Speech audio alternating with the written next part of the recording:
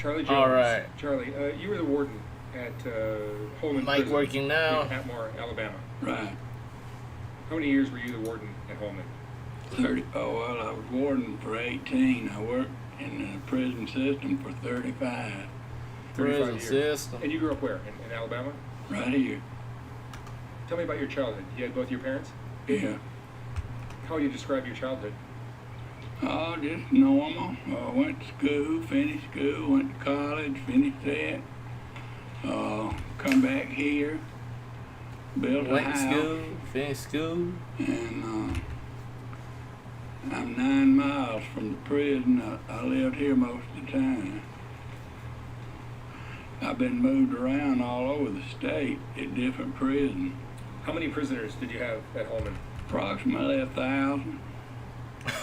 And you had death row inmates at Holman? Right, Holman's the only prison in Alabama that has right. the death penalty, has Right. executions. Right. As warden for 18 years, what's your view on the death penalty? Do you see it as an effective way to control crime or keep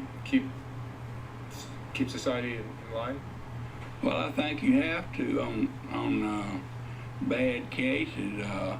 You can't, for certain things you can do other things, but the way death row was set up, it's pretty bad. You have to have pretty bad crime to be put on death row. You have to have a combination of murder, robbery, murder, rape, or something like that before you qualify for it. But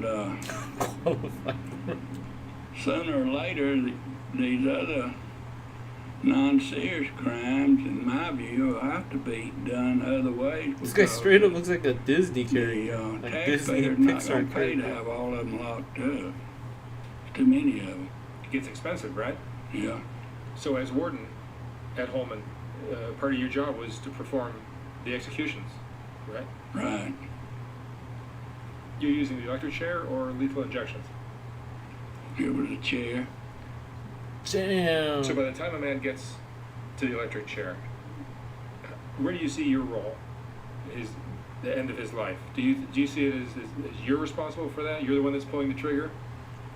Absolutely not. Well, technically, I guess I was, but a lot of things happen between the time that he's arrested and the time he has to sit in that chair. Right. It's a long, drawn-out process that can last as long as 20 years, sometimes longer than that. There's a lot of steps a suspect would have to go through before he sits in the electric chair, right? Yep, a crime committed, and there's an investigation, and then they follow the investigation until they arrest somebody, and then he's arraigned, and then he's tried, and 12 people sit in judgment on him, and if he's convicted, he goes to prison, goes to death row. It's not Then his me. appeal process starts, and it is long and drawn out. Alabama Supreme Court, Court of Criminal Appeals, state court, it can last on and on. So by the time he gets to the electric chair, it's pretty certain that he's guilty. By the time, yeah, well, not always. There's some time they can go right up pretty close to the time, and the attorney come up with something that he appeals one last time to the Alabama Supreme Court, and they'll give him a stay. It don't always last. Might last a day, might last a week, might last 3 or 4 years. But most of the time, once I'm served or was served with a warrant, a death warrant, then it's getting really serious. I get that warrant 30 days prior to the date, and during that time, the attorneys for both sides, they get busy, and they try to come up with something to stop it. Sometimes they do, and Sometimes they By don't. that time, most times they didn't. What is that death row inmate's last moments like before he is executed? Can you describe that? Well, you talking about the day of. The day of, yeah. Well, the day of, the inmate would spend most of the day with his family on the visiting yard. We'd leave him out there approximately 2 hours before the time to get him ready. And we'd take him off the visiting yard, escort him back to his cell. The execution team would get him dressed, shave his head, shave his left ankle, and Why get left him ankle? ready. By that time, it's right around 12 a.m., 12:01 a.m., and they would call me. I'd be in my office. I stayed in my office. 12 a.m. midnight. Do what? Midnight. Yeah. I'd stay in my office while they did that in case we got a call from the governor or from the attorney general or from the court putting it off. If we didn't, then somebody would man the phone while I would go to the death chamber. By the time I got down there, they've got him in the chair, strapped in, ready to go. By law, I had to read that death warrant to him. And I would ask him if he had any last request or statement. Most of them didn't. If not, then I would tell the two officers in the death chamber to make him ready. Final readiness was putting a helmet on him and putting an ankle bracelet on him. And then I would leave the death chamber, go in next door to the equipment room. The two officers would come out. We didn't want to leave anybody in there with him for fear that somebody might pass out and fall into him. And once they come out, they'd give me a signal, tap on the door, and it was all over with. It's just a flip of a switch, Press of a button. press of a button. How did this affect you personally, doing this? Well, How many did you perform? I did 17 men and 1 woman. How did it affect you personally? Well, that's a good question. I've never let their problem become my problem. Right. And I didn't put them there. I didn't go out and arrest them and sit in judgment on them. Right. Once they got there, that was their problem. And they knew that.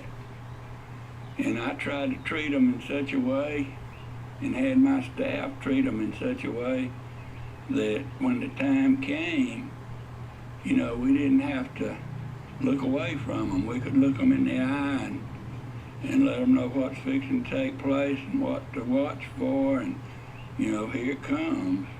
What to And, watch for? afterwards, you know, it lays on your mind, it did me, but not a guilt thing. Watch Just for hoping the that I had electric done shock. everything to be sure that his case was as perfect as it could be. That there was in no way me or my staff the cause of him having to sit in that chair Right. when maybe he shouldn't have. If he shouldn't have, then it was somebody else's mishandling, not us. So, you know, I don't lose sleep over it. To tell you the truth, very seldom think about it.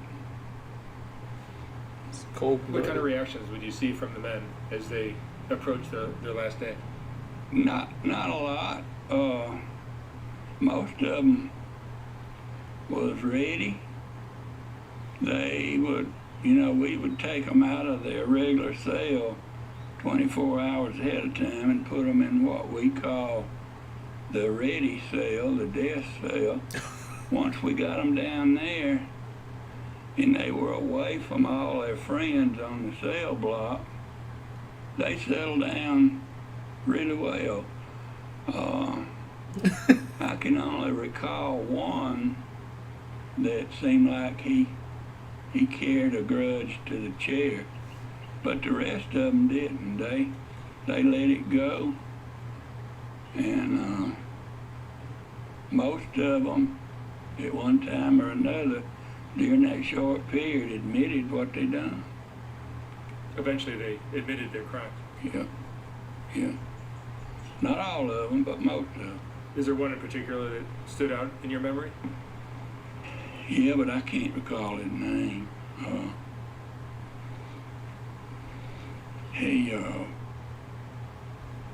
You've seen people that carried, I don't know what you'd call it, but they was mad all the time. You had to be careful how you spoke to them. You say good morning to them, they get mad at you. That's kind of the way this guy was. What do you think the core cause is of a hardened criminal's behavior? I mean, do you think it was his environment or his family or his brain chemistry? What do you think is the cause of what makes a criminal? I don't know if I knew that. I could probably rest easy the rest of my life. I don't know. I think it's a combination of things. I think a lot of them grew up without a father, not knowing who their father was, and getting with the wrong crowd as they grew up, making bad choices, and going around trying to take away stuff that didn't belong to them. It all goes hand in hand, doesn't it? Do what? It all goes hand in hand. It's, to answer your question, I think it's a combination of all that stuff. And you're retired now, but in your decades of working in the prison system, how have you seen criminals change? I mean, do you see they're more violent? How are they different now than they were in the past? Drugs are a bigger part of the picture now, right? The what? Drugs are a bigger part of the picture now. Oh yeah. Most of, not on death row, but regular population, most of the inmates in the regular population it maybe didn't come to prison because of drugs, but drugs was always involved. How do you look at this part of your life that you had? I mean, this chapter of your life. It's certainly very unusual. How do you view it? Well, I guess I look at it like It's a job. anybody else looks at something that they do. A farmer or Yeah. whatever. It's something that I did, and I knew what it was when I took the job. It wasn't no surprise, I knew that eventually that I'd have to do that. And now, I look back on it, and I know I did everything I could to see that they were treated, not just at death row, but all of them, that were treated right, wasn't abused, and at the same time, now we didn't let them do us that way either, but we didn't have that much trouble. And I look back on that as that I did all I could to be sure they were treated right. I've met them on the street, and they would run to me with a hand out. And, some of them I recognized, some of them I didn't, and they'd have to tell me who they were. I've had some of them tell me, that I kept them from getting in bad trouble in prison. And I knew by that something I could gauge what I did. Maybe I did all I could to do what was right. I don't have any regrets of anything. And the main thing, I mentioned it a while ago, I did not let people put me on a guilt trip about what I had to do. And I did not allow the inmate problem to become my problem. Right. They had to do what they had to do. I did what I had to do. And they just have to let the rough end drag. It's cold-blooded. All right, Charlie. Thank you so much for talking with me. Very interesting. Thank you.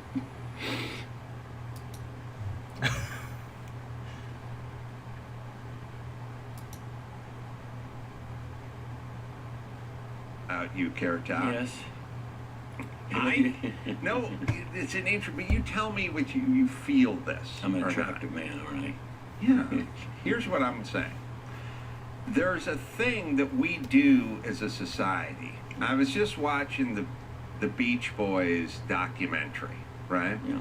And the Beach Boys got out of the gate, tons of hits, California Sound, everyone loved them. That's the early 60s. Then they get to the later 60s, and it's Woodstock, Jimi Hendrix, Janis Joplin, and, and Crosby, Stills, and Nash. And it goes from, in a 4-year period, they go from the coolest, most popular band in the world to, come on, man, Right. that's my grandpa's music, screw you, we're listening to Neil Young, and whatever. And then at some point, in 1974, literally 6 years after they're super famous, everyone hates them and looks them as grandpa's band. Then 6 years after that, 1974, they re-release Back again. the whole Endless Summer thing, and they're selling out stadiums and back again. And I've seen it with Carrot Top. Carrot Yes. Top was like, he's the butt of a joke. You're gonna end up doing hackney junk like Carrot Top. And now I hear people talking about you, comedians on podcasts. Great reference.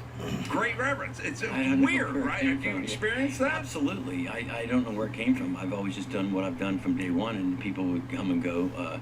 You always want to, of course, attract your peers. People would say, I just talked this the other night backstage, and would say, hey, if a band sells out, let's say, the Stones sold out, they did they had their song in a Pepsi commercial or something. Mm-hmm. Isn't that the purpose of doing this? Isn't that Yeah. the purpose?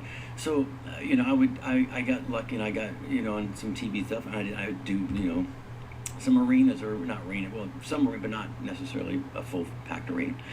And people were just, up in arms, like, what the, how, but Right. But I was never the guy in the comedy club that was working the comics in the back of the room. Right. I loved that. If I could get the comics to go, in the back, that was a huge payoff. But to get the audience was what I was working on. I wanted the crowd to be happy. I could care less about what the comics thought about me. Yeah. And to a certain degree. Because you wanted them to like you. There was something on it blew my mind. It was Kill Tony was on a what's his name? The David Spade and David Spade. Yeah. Okay. Yeah. Fly on the wall. And they the lovely thing about me. I mean, they were like, he's just the funniest guy, and then he's living on his boat, making millions of dollars. But all of a sudden, they were like, I'm great. All of a sudden, Dana Carvey's like, I'm great, and everyone sent it to me like, did he ever? I said, I don't know if Dana Carvey thought it was funny. Then it's a nice gesture. Well, I don't see, some of it is compensation for unfairly piling on early. Sure. Like, Well, yeah. well, there's no reason why people had to be douchey Right. early on. Right. And then, you know what you'll find it? It should be called the Ringo syndrome. Yeah.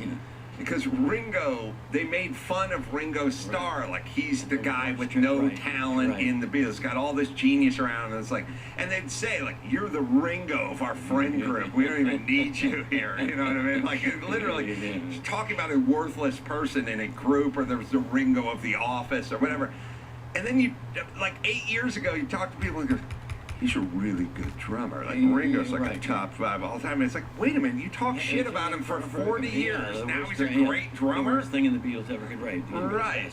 Yeah, I don't know. I think it's a long. It is true about early piling on. Also, maybe just longevity, because people will say to me, he's been in the business 40 years, so now like I'm invited to the picnic. It's like, how do you not bring him now? He's done. Yeah, Andrew Dice You know. Clay got a little of that, got, really hot, then kind of Right. thrown out, and then brought back in, Sure. I think it's part of the human existence. We like Sure. the process Sure, yeah. of like piling on somebody Sure. and then building that person Yeah. up and Yeah. then piling Yeah. on again. But I still get. I was just on the plane coming here now from Vegas. I still had people like, "Hey, you still working?" And I'm like, I just got off stage. Like, yeah, I'm still working. Oh, Yeah. Oh, you are? And I'm like, yeah, every night. Wow. Like, seriously, like, they'll think, hey, I haven't seen you in a while. Or if you're off on a vacation, like I could fly to Florida. Right. Well, tomorrow. Mm-hmm. I'll be at home in Orlando, not in an hour. I'll go somewhere to have lunch, and someone will say, "Oh, you're not working anymore?" No, I'm on fucking vacation. I have to take a week off. I'm not. I'm still working. I just worked last night. I know. The saddest conversation I ever had with anybody is I must have been like, it was about 15 years ago, maybe. Yeah, it was about 15 years ago. I think I was visiting my dad in the hospital, and I was in Pasadena, and I was walking out of the place, and there was a black guy who was like working the floor buffer or whatever, and he's like, "Hey, man, show," and I go, "Hey, man," he goes, "What you been up to since then?" I go, "Well, I'm writing a book and doing." He goes, "Just chilling? That's cool." And I'm like, "No, I'm not just chilling, but all right." But I walked back to the car more depressed than I've ever been. What have you been doing lately? By the way, Whatever happened to you? if somebody yells, "What have you been up to?" let them answer. Yeah. Don't yell, "Just chilling." Yeah, I'm just chilling. Just chilling. watch my dad in the hospital. You know what I mean? Yeah. So I realize that people can't keep track of everybody, and there's too many celebrities now, Sure, and no one sure. knows anything Well, anymore. but it's true. Yeah. Well, what's weird is I could be the one. I could be in Las Vegas. I mean, my billboard could be behind them, and they'll Yes. say, "Oh, you still have a show?" Yeah, I'm yeah. Like, it's fucking behind you. Like there's my. I mean, literally. Yeah, yeah. I've been. This is true. And I've been in the elevator at the Luxor where I Mhm. of course work. I get in the elevator and they'll say, "Oh, where's your show at?" I'm like, "You work here, right?" And like, Yeah. I'm like, "It's here." Yeah. Like, The worst is when you go somewhere, especially somewhere like a smallish market, to do a show. And you're sitting there in Oklahoma City, and you did the show the Saturday night, and now it's Sunday, and you're sitting there at a diner and you're having breakfast, and somebody comes over and goes, "Oh my God, Adam Carolla, you're my favorite, you're my all-time favorite. What are you doing? What are you doing here?" I go, "I just played the theater next door across the street." "I didn't go." What? Yeah. When you coming back? It's like, Yeah, well, not yeah. for a long Never, time. never, Well, what no. do you care Yeah, for? right, "Oh, right. I didn't know." It's like, you're the biggest fan. You're my biggest fan. You got no idea That it's is so coming to funny, this 'cause part of literally- Wisconsin. That literally happened. It's just whatever a month ago, and we were. It happens all day Iowa, over the there, same right? thing though. We're in a diner right next to the theater, Right. and the waitress is like, "Yeah, there's some, Carrot Top is playing here." Or, no, yeah, and she said, "Oh, I love Carrot Top," and my crew said, "Well, it's Carrot Top," and she looked. She was like, "Oh, like yeah, clueless." I know, but standing that- right there. I'm fucked in a lineup. They don't even recognize me in a lineup. So I know in a weird way, your career's been I get no respect in a weird way, but now it's come full circle that people, the comedians, your fellow, your peers, Yeah. are now heaping praise on Carrot Top. Yeah. And I was like, look, there's no reason to hate Carrot Top. We don't need to love on him that much. It's just somewhere in the middle. It's fine. But I swear to God, I think they feel guilty. Yeah. I never I like that. We should like it, but not. Let's just go I'm over it. crazy with it. I mean, okay, you're all right. Yeah, then somebody here brought up this clip of Norm Macdonald Oh yes. for chairman of the board, and it's Well- like he had to have seen that, but Of course. that's what it used to But be. Norm and I we're friends. I wouldn't say good friends, but Yeah, we're friends. well, I don't think anyone is good friends was. You're right. I was friends with Norm Macdonald, Right, but sure. I was not. He didn't. I don't know if he had Right, no. good friends. Right. Yeah. And the funny thing about that clip, because people just, they lose their mind. They say, have you seen this? And I said, not only have I seen it, but on the set of the movie, that was already our joke. So to us, Right. it was kind of like, we called it Chairman of the Board on set. Right. Like, that was our joke, Chairman of the Board. Right. It was a pretty given, easy joke. And Right. when he did it, it was like, Conan, I said, okay, and it's fun, but I felt really worse for the poor girl that was in the... Courtney Thorne I Smith. mean, she was defending me to the nth. I mean, just no, he's really nice and he's funny. And they're like, Norm's like, no, why would you leave? Why are you doing a movie with characters? She's like, it's great. It was a good movie. I watched that and seen it a long time, but her body language reminded me on a lot of dates I've been on. Like, she was literally. There's one thing when you're confined to a chair. Oh, you have the clip. Yeah, Oh, you Jesus. can't get up and leave. You just want to be as far away as humanly possible from that person without ever getting out of your chair. She's 45 Yeah, degrees. yeah. She's not sitting No, up. Yeah, yes. All right, we'll play I'll play the young yeah. Conan clip just for fun. You are making a movie with Carrot Top, right? I made a movie with Carrot Top. Okay. You've made a movie with Carrot Top, and it's not out yet. No, it's Can you not put the out yet. picture up of Carrot Top again, just so we can all see him? Oh, there it is again. Yeah. All right. Nothing wrong with that. Okay. Good looking. She left Melrose Place to do a movie with Carrot Top? No, she's still with him. That's though. where I'm going, my friend. This begs the question now. Why a movie with Carrot Top? Why a movie with Carrot Top? I mean, no, I don't know much about Carrot Top, I don't know much about him. I'm a little jealous because he's a red-haired comedian, and I felt like maybe you'd do a movie with me first, then move on to Carrot Top, then to Ralph Mal from Happy Days. Johnny Most. It's sort of the three. There's an order in which you do movies with the redheads. What's he like, first of all? He's extraordinarily sweet. Nice guy. He really is. And he worked very hard and he was adorable. And he works with a lot of props and stuff, too, right? Not in the movie. Oh, See? in the movie they took his props away? They took his props away. That's a bad time to suddenly take away everything you know about comedy. You've been using props now all your life for See, comedy. that's how talented I am, Conan. I didn't even use props. Now we're going to take him away when you True. make your first movie. Was he okay, though, with it? He was cool? He was great. He did a wonderful job. Do you have a scene where you and him embrace? Yeah, lots of making out. Oh, for God's sake. We did. Nothing but making out. We were naked It's the like first- 9.5 weeks, but Carrot Top. That's right. We were naked the first day. Never met him. Wow. Check out that movie. Is it called 9.5 Seconds? Norm. Like he's premature ejaculator. You know what happened? This is what happened. You know what happened? He said 9.5 seconds, and I'm looking at him because I know there's more. And I wait, and I see the glimmer in the eye, and then bang! I thought you were going to, but no. But what's the movie going to be called? Really? I know what it's going to be called. Yeah, what's that? If it's got Carrot Top in it, you know what a good name for it would be? What's that, Norm? Box Office Poison.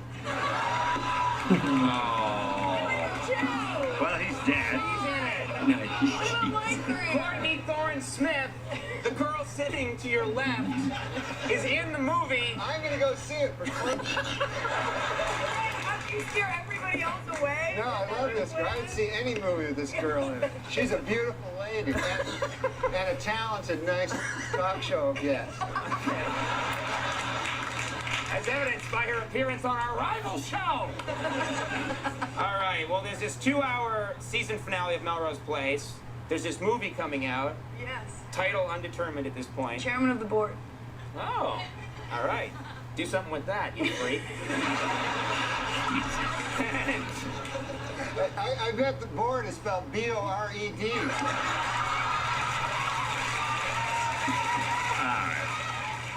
Funny Norm. Yeah, I don't It's know funny. anyone I love knew him. People always Norm. think that bothered me. It didn't bother me. It's No. like, oh, Jesus. Yeah, that's what comedians do. I Right. get it. But I mean, like My God. again, it's kind of as a society, it's like when I was younger, we had like the go-to fat person. Right, sure. And it was Orson Welles, and it was Shelley Winter. No, Shelley. Berman. No, Shelley Berman's a dude. I'm talking about the Shelley Berman is a Shelley Winters. He was Shelley And then it turned into Sally Struthers later on. But it's like, we'd have to just go, you know, sure. because I'm fat, but I'm not Orson Welles fat or Right. something. All right. So we had this thing, and we had to have like some sort of poster child for everybody. And somehow, when we're making fun of comedians, it was like it had to be a Carrot Top jab in there. And now we don't. I don't think we really do that anymore, do I we? don't think so. I mean, one of my openers one time said it's kind of hacked to do that now because it's been done. They beat the hell out of it, kind of thing. Yeah. And you're still working and you're still doing. You know, like I write jokes every day. Like I wrote one last night, and actually I posted it. Your guy back there's pretty good. Maybe you can find that one You put on my Instagram. I did it just today. But it's a brand new joke that shows and you like it's Vegas, but it happened just last. I was driving home before the show, and there's a billboard, and I just said there's a joke there, and we did it, and it killed. But it was a gimme. You knew it was going to work. Right. We can you guys can Well, find it. Carrot Top Live. Carrot Top Live Instagram. Instagram. The last post, I think I just. I mean, you can just see the relative of doing a new joke that just like you're proud of like a new. Yeah. I go back to before you told. I like going back to the Conan when he was just absolutely freaked out that I didn't do props. I find that funny. Like when people would say before, way back when in radio shows when you do the punchline or the whatever, they'd say, "Oh, we have you do radio, but Carrot Top, we're not going to do radio." And I'm like, I'm not doing props on the radio. I'll come in and talk and tell conversations, and I have jokes. I have stand-up jokes. Well, and they were shocked. They were like, Carrot Top. I went on Howard Stern. He was like, you didn't bring your box. I'm like, I mean, I could have brought my box of props on Howard Stern, but it was like I tell stories, and he was like, you're great without props. Well, Gallagher back in the day. Sure. Everyone remembers Gallagher with the Sledge-O-Matic and the roller skates and everything. But Gallagher did a lot of all of his societal stand-up. humor, Like a an hour lot of stand-up, and yes. then he'd hit the melons and all that. But it was an hour special, hour of stand-up. Yeah, and it was like Mort Sully, George Carlin, political Absolutely. stuff, I love edgy, big interesting, fan, yeah. and then he'd bring out a giant bed and jump up and down on it. Right, and people right. go, "That's the guy who jumps on the bed, right?" Well, what about the 57 minutes Right. No, that's all I cutting remember. Right. commentary, social commentary before that? Exactly. So in a weird way, Carrot Top's got a little bit of the Gallagher people syndrome. people walk up to me and say that. They'll say, "We saw you in Hermosa Beach in '72," and I'm like, "No, what me?" And then you got us wet. You hit that watermelon. I'm like, "What?" I mean, a lot of times. So we've come up with a bit. Now we're doing it much anymore, but we used to do a thing where I would say to the crowd, I hit the watermelon at the end to the front row because they were always holding like they were waiting for the wrong guy. Right. And then one night Gallagher came. Now this one you could find later. This is great. So he came to my show 5 nights in a row. 5 nights in a row. Oh, how long ago is this? About 8 years ago, before he passed, he came to the show and he came every day. And my manager called me and said, your buddy's here. And now he was one of my heroes. I literally, when I was 12, 13 years, I knew him and I used to write him jokes. Oh, really? Well, I would try to, and he would say, "Where'd you get that?" And I'd say, "Well, I wrote it, So he would do it on stage, and he'd say, "Hey, Scott, this guy, in Carrot Top." Then I just, so he came to my show 5 times in a row, and he sat there on the side and just frowned, just watching, no, nothing. Mm-hmm. And it was a great show. I got done, and I just thought I just get the best show I could possibly do in front of Gallagher, and I walked off stage, and he said, he said, "All right, I have a whole bunch of stuff to change." And so I said, "Okay, what?" And he said, "Everything." I mean, everything from the beginning you step on stage to the end, it's all wrong. You got to move your trunks this way. You got to do this. You don't do this. Don't show a video. Don't do. Why are you doing? And I was like, 5 nights in a row, and they were great shows. And finally, he's like, "Take my advice or not." And then I said, "Can I?"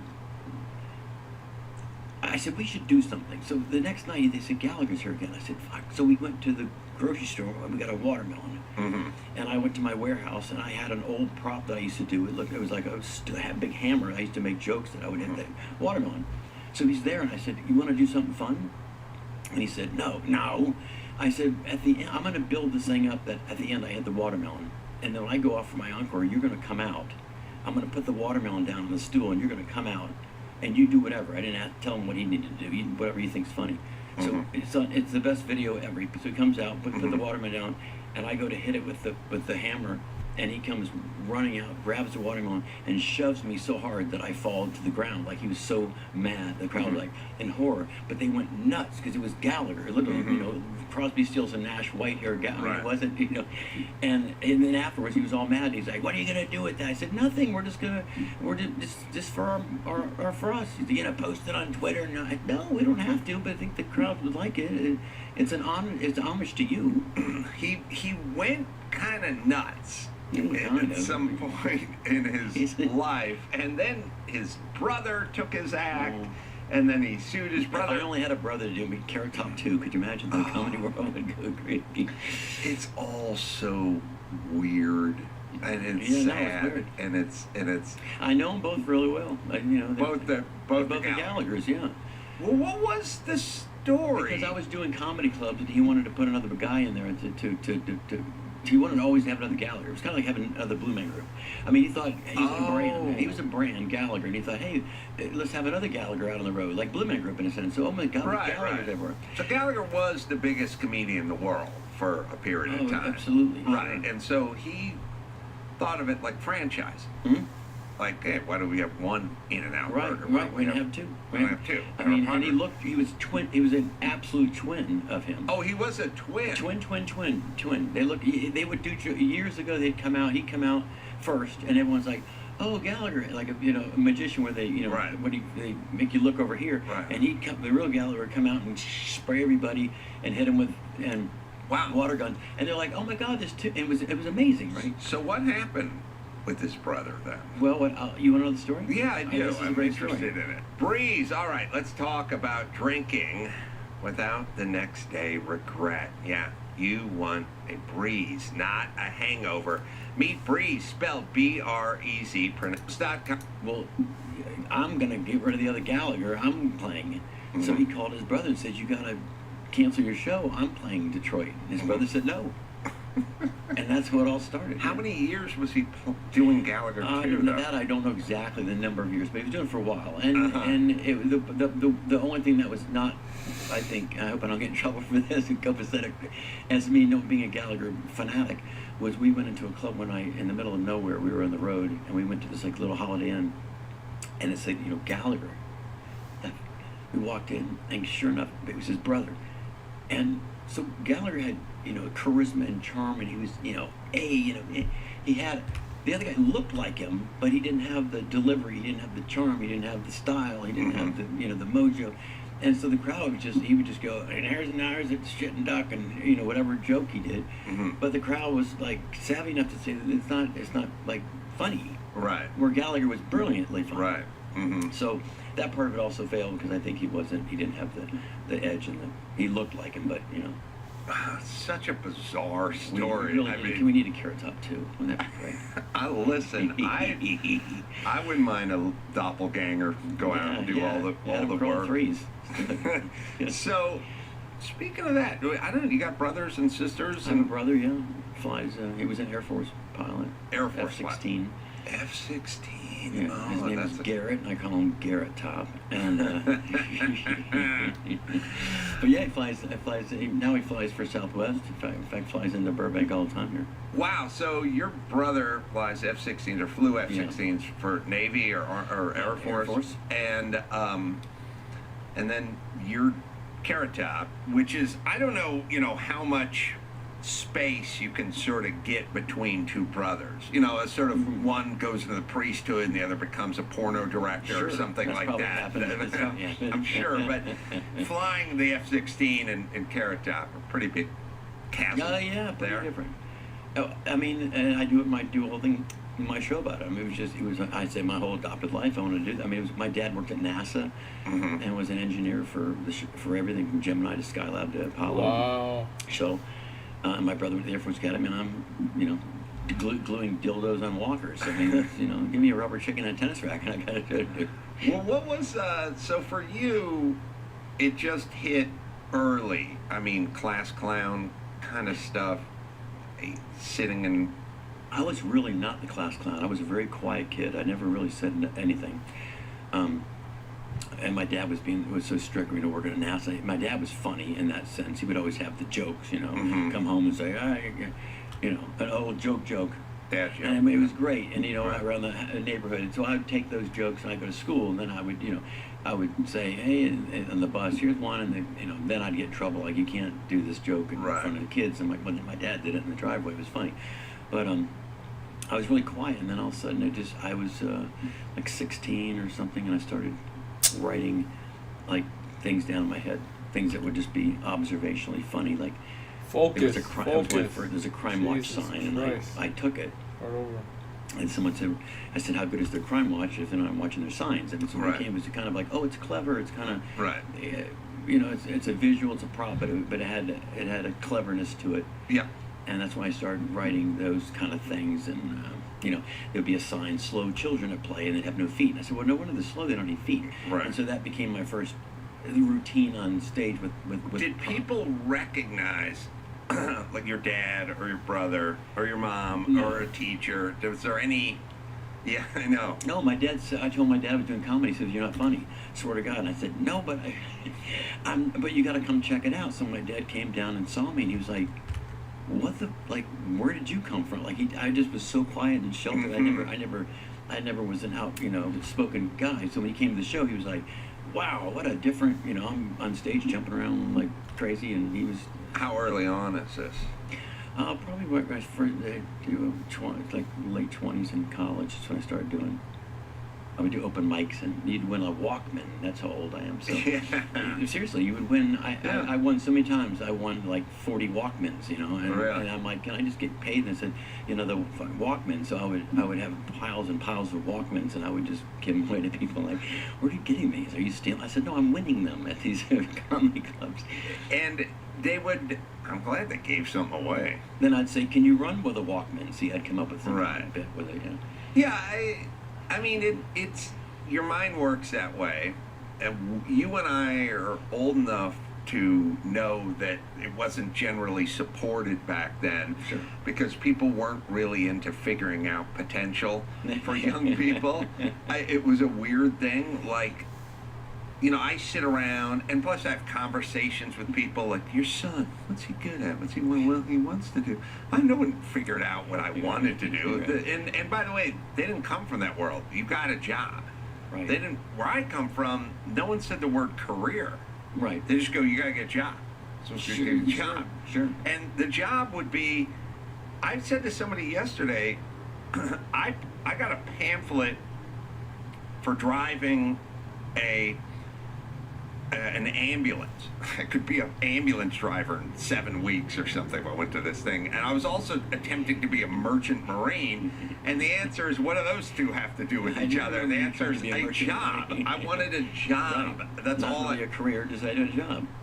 Yeah, career was a weird kind of luxury item. And you probably didn't think, as I did, that would be a career. That's why I think our parents were like, what are you doing? And I'm in college, I'm getting a degree in marketing, but I'm going to do comedy. They're like, no, you're going to get a job. Oh, it would be a career. I mean, and nor did I. I was just having fun, making enough money to buy beer and you drive my car around. Well, when did it hit for you then? What was the big kind of, I mean, when did you get into the zeitgeist, as they say? Well, I started doing, I don't know, I started doing, what originally happened was I was doing pretty good, and then I couldn't get gigs lined up, and I was so stressed out, I just quit, and I moved back. I lived, born and raised in the area of Orlando.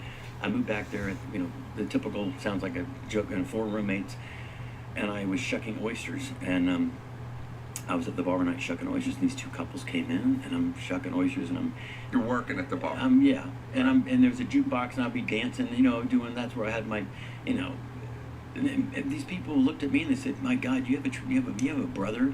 And I said, yeah. He's like, but like looks like you? And I said, no, my brother's, you know, blonde, he's a pilot. Oh no, this guy we saw, he's a comic. We saw him in Tampa, he's like Carrot Top or something. And I said, oh really? I said, he was so good. Oh my God, you just remind me of him so much. And I just went after my break that night. I went home and I called the guy that used to book clubs, and I said, you know, what are you doing? I said, I'm shucking oysters. And he said, what? Fine, you're Carrot Top. I said, yeah. He said, you got to get back. So I got back in and did a show, and that led to something. And then there was like MTV, something I got on like Comic Strip Live. And that was, you know, I was so, I didn't have, you know, I would always say, you know, you do 10, you do 10, you do a trunk. Right. And I would, you know, I had just enough to do 3 minutes on a TV show. So I had all my A stuff, you know, the Crime Watch sign, all the stuff I started with. And I got that show, and then it was like, I think I'm on TV. I still wasn't like a, you know, but I thought maybe I'm not a career yet, but, you know, I'm doing something. And then I got Sunday Comics, and then there was the Tonight Show. And so when I remember getting the Tonight Show, I thought, all right, this is legit. It's NBC. I'm That's Leno, standing Tonight on Show. Yeah, it was like 3 weeks after Carson had left. I was standing on that. Yeah, it's close, right?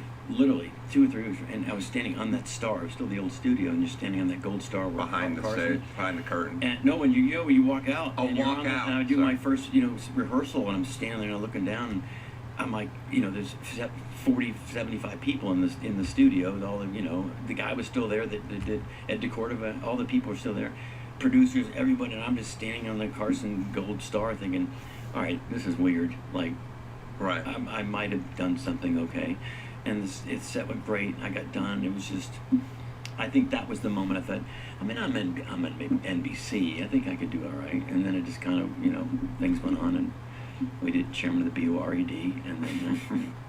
So yeah, it was a whole bunch of stuff. Speaking of age, I think this is funny. I was just, this is not a joke. I didn't plan this. I was on a plane just now, and this guy next to me, he's an old guy, leans over and says, yeah. Damn, Carrot Top. I said, yeah. He says, you and I have something in common. I said, oh, I'm thinking my dad worked at NASA, or, you know, I lived in California. I said, oh, what do we have in common? He says, both 65. And I said, what? He goes, 65, you and I. I said, I'm not 65. He goes, oh, I thought you were born in 65. I said, born in is different than being 60. Jesus. Yeah. We're both 65. No, I'm born in 65. It's a little different. People have a weird relationship, I realize, with just reality in general. I've just kind of Yeah. realized that they're sort of walk through life in some sort of half-cocked haze or something. And I'm funny, Norm Macdonald. So the two guys, I used to get Gilbert Godfrey and Norm Macdonald, and Gilbert died and Norm died, and a year later I was crossing PCH and a guy stopped at the thing, and he was in his car and he's like, hey Norm, and I was like, he's dead. He's dead. Like, when is this ever going to end? Like, what do you got to do to not? And I realized everyone's just sort of walking around in some sort of weird malaise of information that they're sort of half. Sure. Like there's like half Christian, half into Santeria or something, like weird. Like I don't even know what they're thinking, but you know what always amazes me is how functional they are. Right. Yeah. Like you talk to them, they don't know anything, they can't figure out. I'm in front of my house, and I got a pressure washer out, and I'm pressure washing. And by the way, the pressure washer, it's addicting. It's really, you get, once you get into it. You want to start doing your neighbor's driveway. Yeah, like this no, it's not only that, it's like, I swear to God, you'll be in the house and be like, oh, somebody spilled a Coke and that's in the ashtray. I'll get the pressure washer. It's like, well, just put it in the sink. Oh, no. I had. Here's how you know you're out of control with the pressure washer. With the shit you're pressure washing is being blown down the street. Like I tried to pressure wash a small trash can, it was roll. I'm chasing it with the pressure wash because it doesn't. But I'm out front, and a woman must have been 55, 60. She comes by, and she goes, "Where did you get your water feature?" And I said, "You were talking the pressure washer?" She goes, "Yeah, I live in Arizona and I don't have a hose long enough to get to the end of the driveway." I go, "You want a bigger hose? What is that?" I was like, Oh, it's a pressure washer.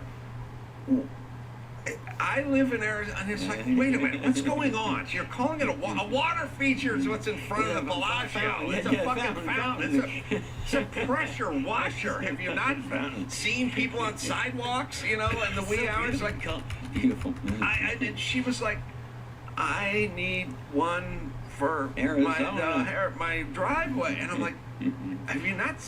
Are we talking about a hose? And then, by the way, how are you navigating life? Right. How'd you get this far? How'd you when you go to a Chipotle? How do you order? Then you get in your car, and then you start your car, and then you know where you live. Like, how does all this work? No. You can't figure. No, you see old people, and you're like, God, man, they've done something good. I mean, to get that old, to get that far, because you see people just dumb as bricks. That's how we. But that's how we survive. That's how we survive, right? The stupidity in this world is why we have jobs. Mesmerized by a water. Okay, we have the clip, by the way. What is up? Yeah, well, no, but we we didn't set it up that good. It's not My that good. It's just, Mal it was just someone saying, Populare. "We write new jokes." Is that how you pronounce still it? doing Nixon jokes. Come to the show. No, it's just it's one of those. I thought of it. I hope I'm pronouncing it right. So it's kind of fun. All right. And also Buckwood, right? I love this billboard from the Sahara. Hey, meet me at the pool. Yeah. Then you get there and like, yeah, that's A. The E with that is and the reality that pronounced A, right? the same with Like, the buffet, you get there, and this is Estee like a buffet. Estee That's a Lauder, great big Estee. building. Meet me at the pool, and this hot girl, and My then you get there, Populare. it's like, okay, guys. Yeah, Hope I'm it's saying it right. Every single. I mean, I think it's well, it kind of starts with prostitution. Like, there's female prostitutes or with males, and then there's male prostitutes or with males. Right. And then there's swingers, whatever. Like it's always an issue. There's not enough hot chicks to go around. But why should they be in such abundance? You know what I mean? They know they're in demand. I mean, being a beautiful woman is kind of ultimate celebrity stuff, if you think about it. Is that you have a face cam? Yeah, gotta get out there now, I guess. Gotta expose myself. Wanna grow on this thing. I'm guessing, there's a lot of faceless. Like your YouTube is pretty good. Like your channel's pretty cool. It has a lot of views, but no face.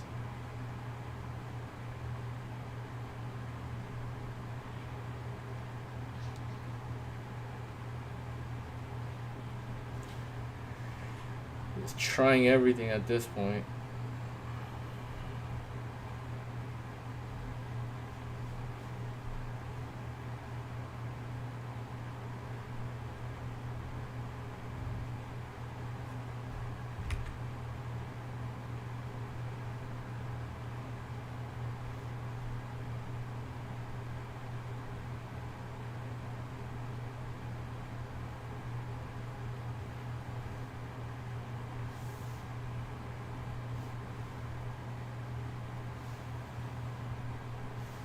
This seems right.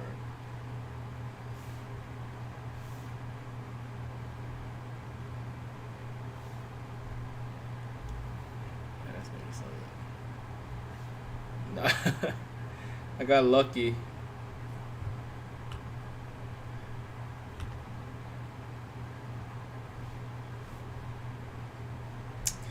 But this YouTube thing is so volatile. It's like can't really expect anything. Just gotta have fun with it. That's all you can do, right?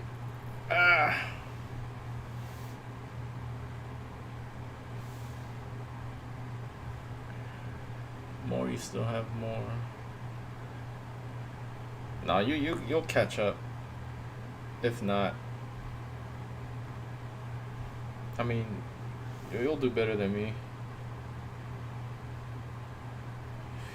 Cause your content's geared towards more.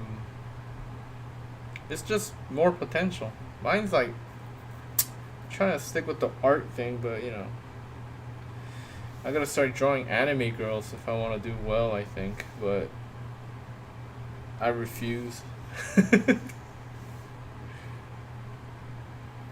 I refuse to draw anime girls.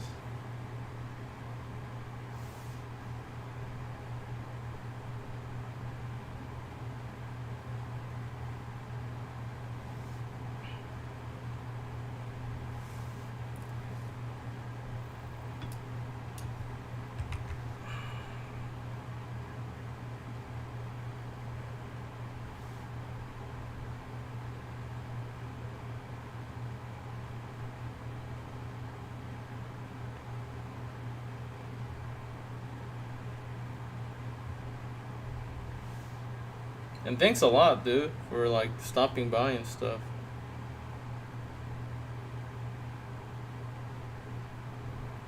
Really appreciate it. It's more fun drawing with somebody there with you. Such a lonely process. Ugh.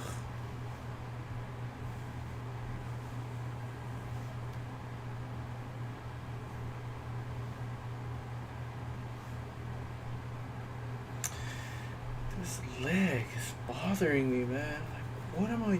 Why am I always messing up on this?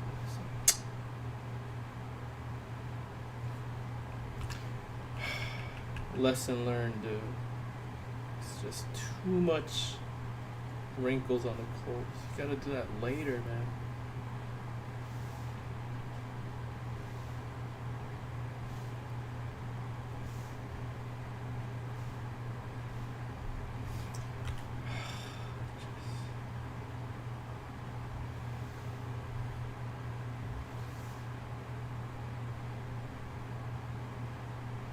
That's enough. That's enough. Jesus Christ.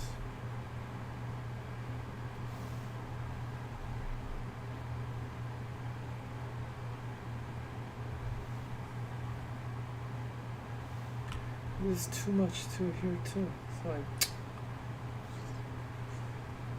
just you obsess over it.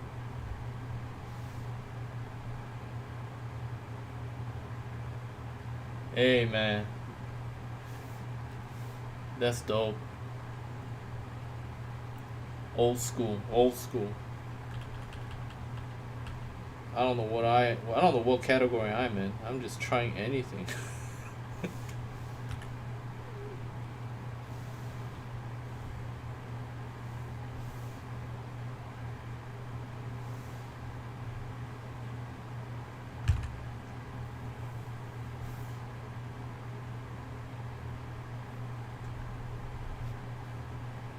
Yeah, it's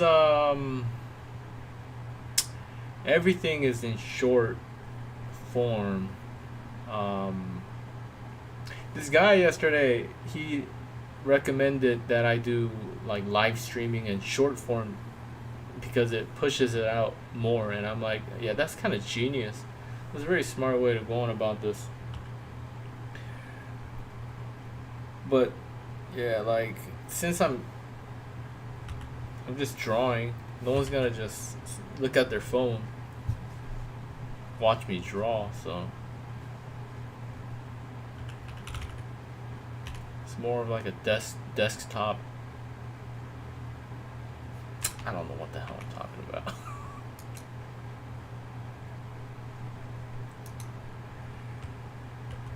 But with the shorts, I think like the viewer's mindset is just they're just like next. So it's hard to kind of capture their attention because their attitude going in is just like next, get out of my face.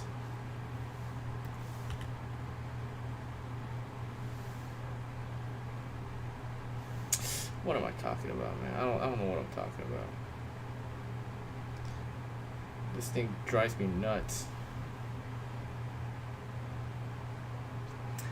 But yeah, I mean, everything's in short form now.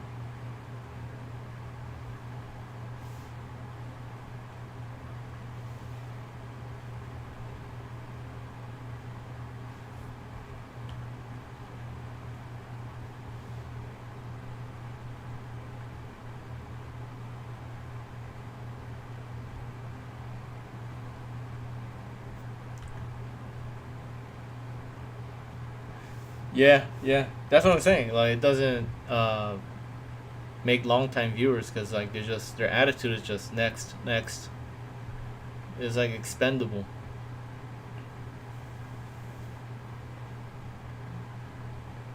So you gotta like people who are willing to watch non-short. Their attitude is, oh, I like this person. I might view him again. Like I want to view him again, and then they do the whole. It just makes a lasting impression, I guess.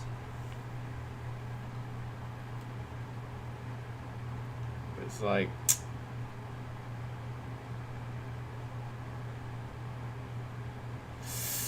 I don't know. It's hard. It's confusing. I wish I was on YouTube 10 years ago. No, not even 10, like 12 years ago. I wanted to do it 12 years ago, but it was a hard time for me 10 years ago. 12 years ago.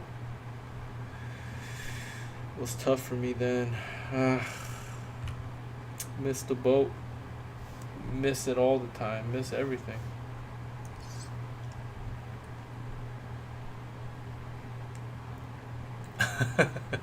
Yeah, I saw that the ni whatever it was saying. It's just kind of funny though.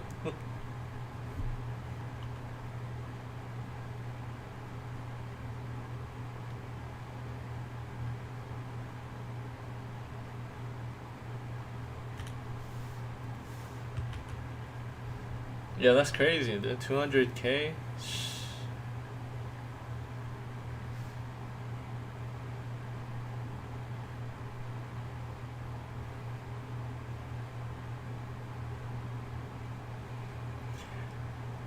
Yeah, and it's like, and also it's like you don't want to keep doing the same thing, so you want to experiment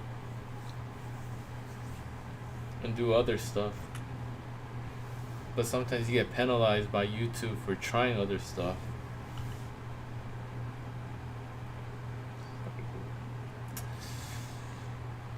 It's just like gambling. This is just basically gambling. Slot machines.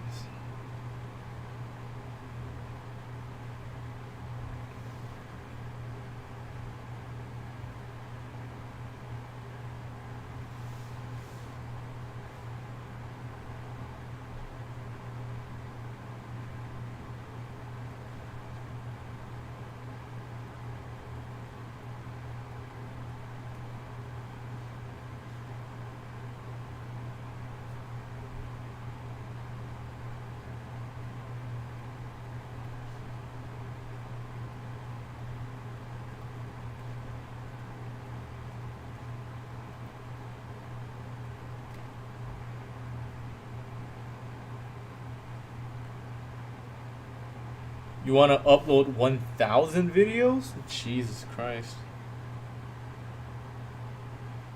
You just kind of quantity over quality method?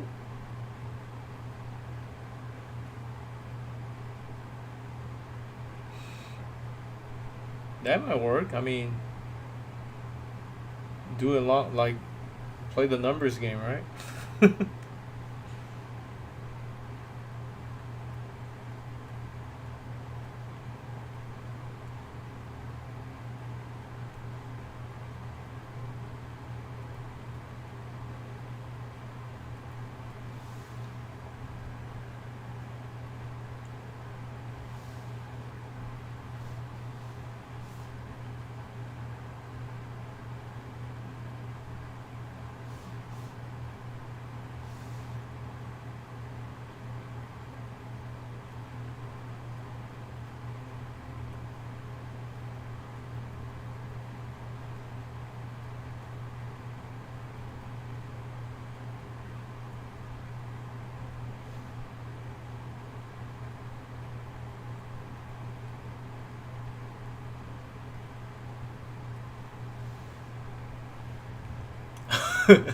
$854. Yeah, it's like might as well, right? Shit.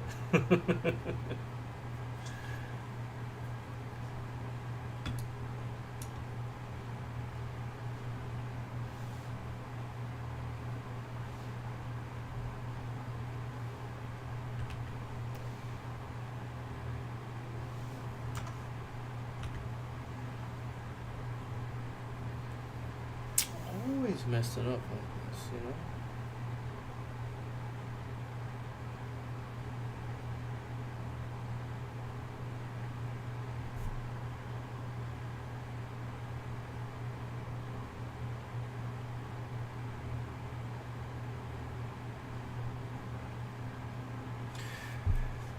I'm going crazy.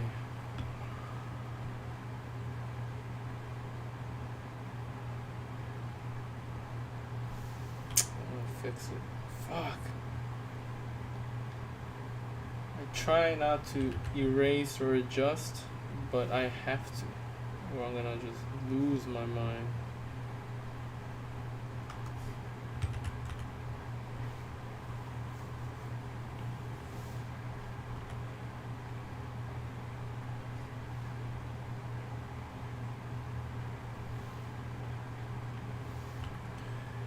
Always making stupid mistakes, dude. It's like, why? Why do I keep making stupid mistakes? It's just so avoidable.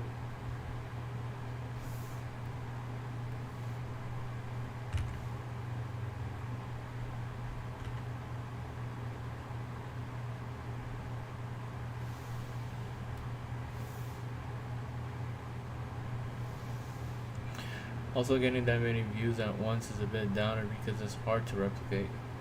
Yeah, I mean, it's like unless you have a following,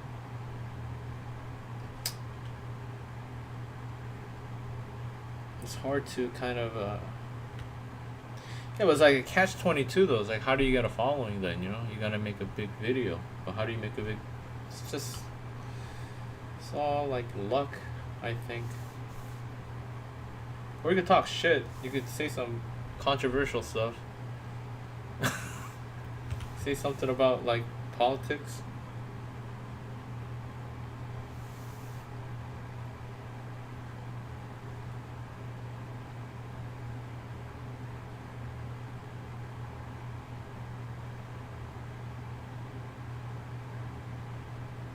Why doesn't this look right? I mean, like this, right? Oh, this one. This one. The foot is kind of tilted, so that makes sense.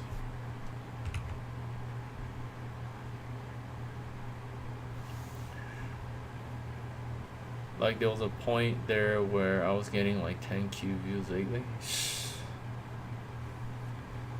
That's nice, dude. But I mean, what's your, like, I guess you gotta have a main goal, right? In terms of like why you want to grow it. Other than, you know, just, you can't be doing it just for the sake of getting views. You need kind of something like a bigger,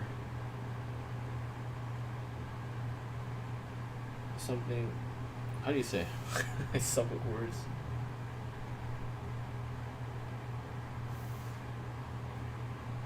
Like your main goal, I guess? Like what is it that you want to achieve by getting a lot of views?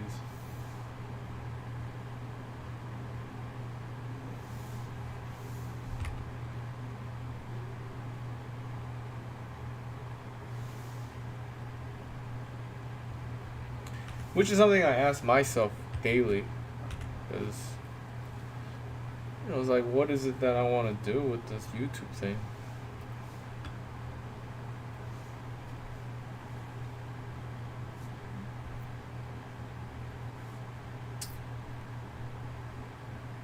I mean, I hit most of my main goals when I started. I wanted to kick out of my views. That's great. But I mean, yeah, you hit your mark, but it's like, what's making you continue it, you know?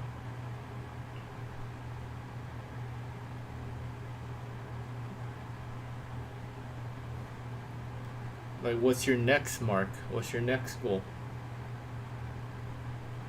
I guess that's my question.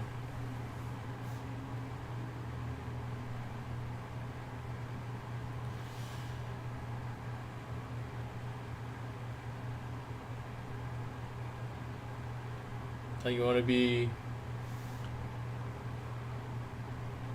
like, you know, like, I don't know. the things that I ask myself. I just want to, for me, it's like I just want to share some advice that helped me in my life.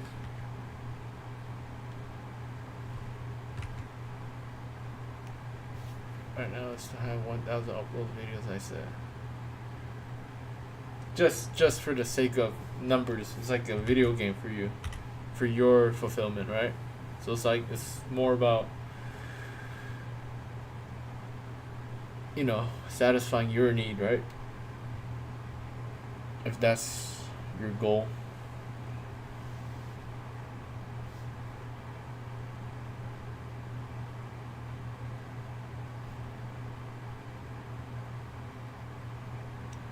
So if that's your goal, then views don't really matter to you, does it? Or am I wrong?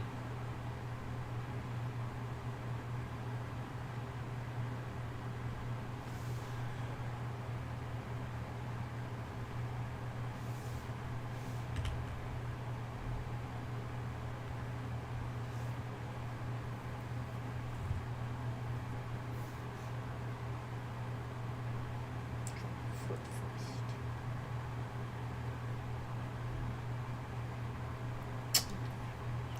You gotta draw the foot first always. It's the same mistake I have with the arms, dude. Just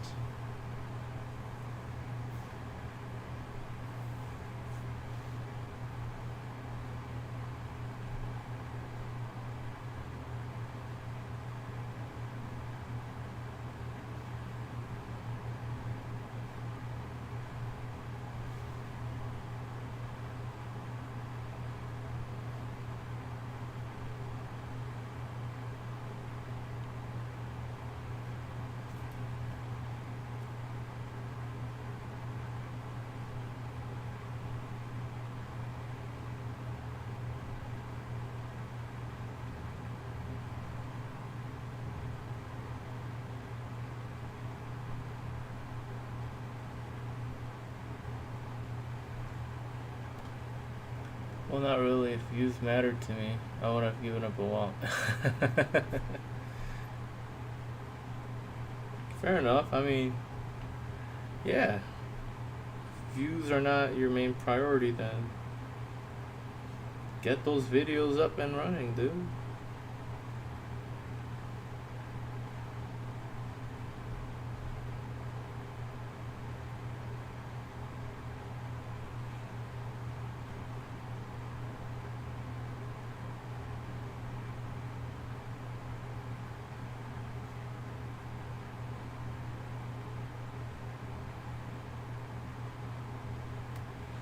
I mean, it's like, what do you get out of it, though? Is this fun? Is it like, do you have fun doing it?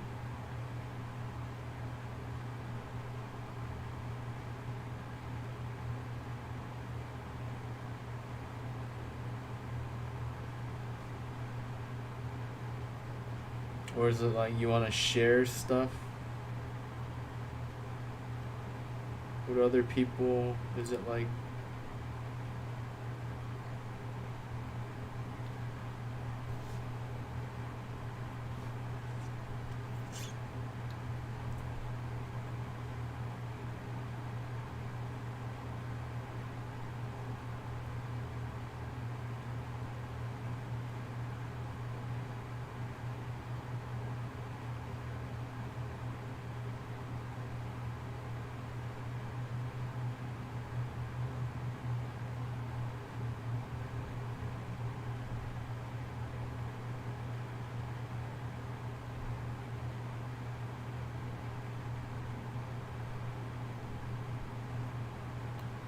yeah, yeah.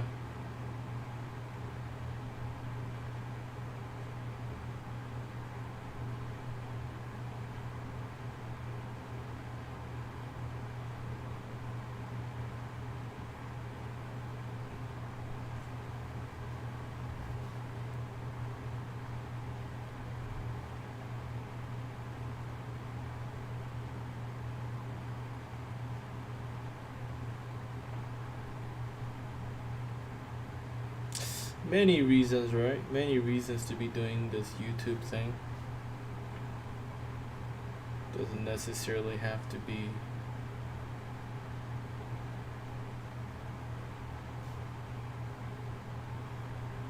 super serious or anything.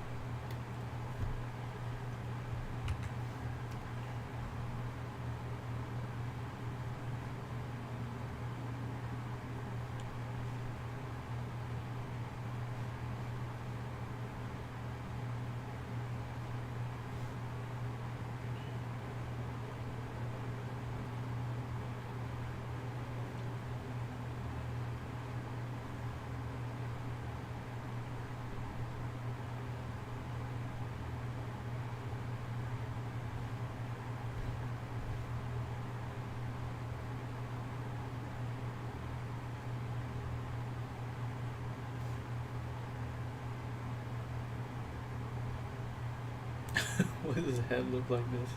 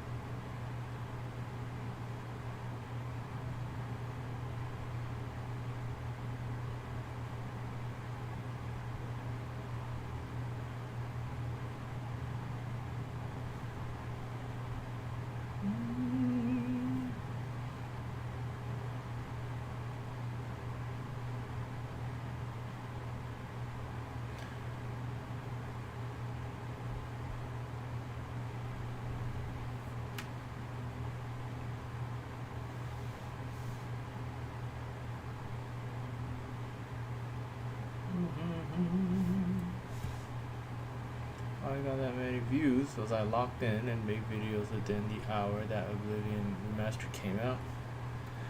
So timing, huh? Timing's very important, right?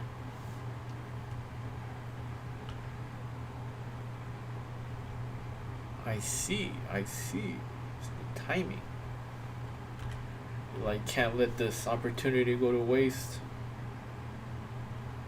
You know, you just jumped on it.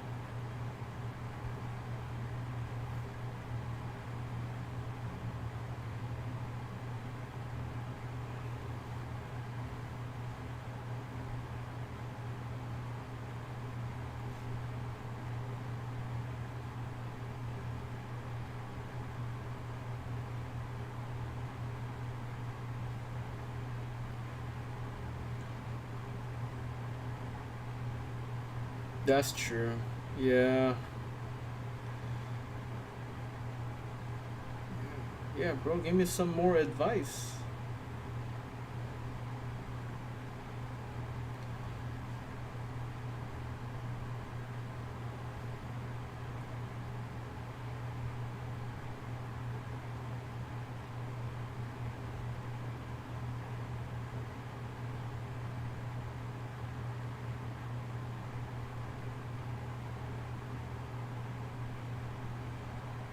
Or being the first.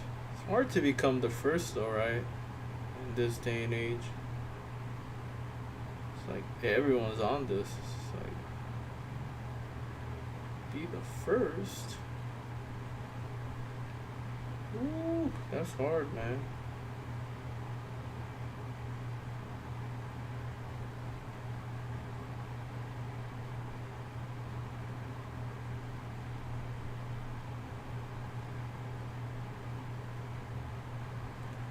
Then again, not my first time getting 100 views. Wow, alright. Why'd you get rid of those? Just didn't like them? They're your babies. Got rid of your babies?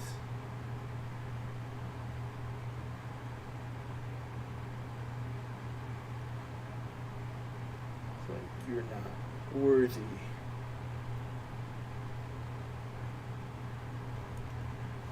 Just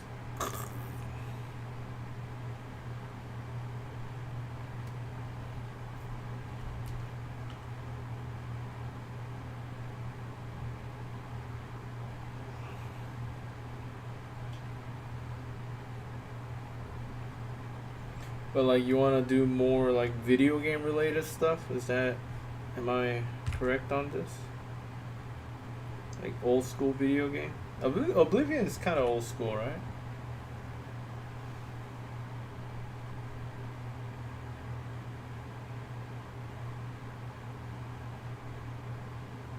God damn it.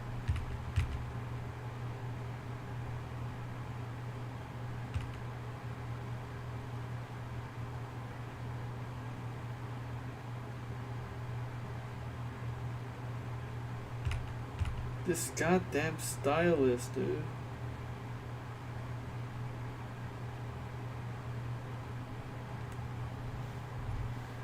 Yeah, I didn't like them. They were a compilation of show characters.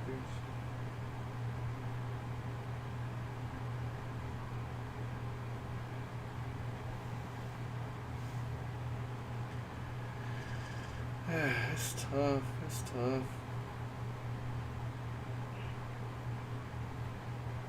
I mean, you're not doing it mainly for view's sake, so I think you're putting yourself first, so that's good, you know. It'll keep you going.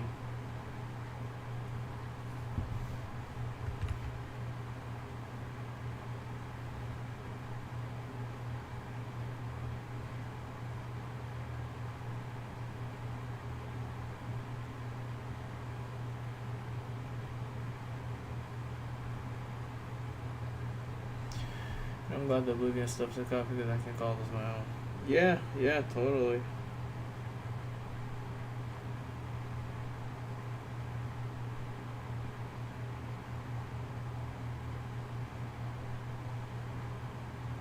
What's Oblivion though? Is it like RPG? Is it like Fallout?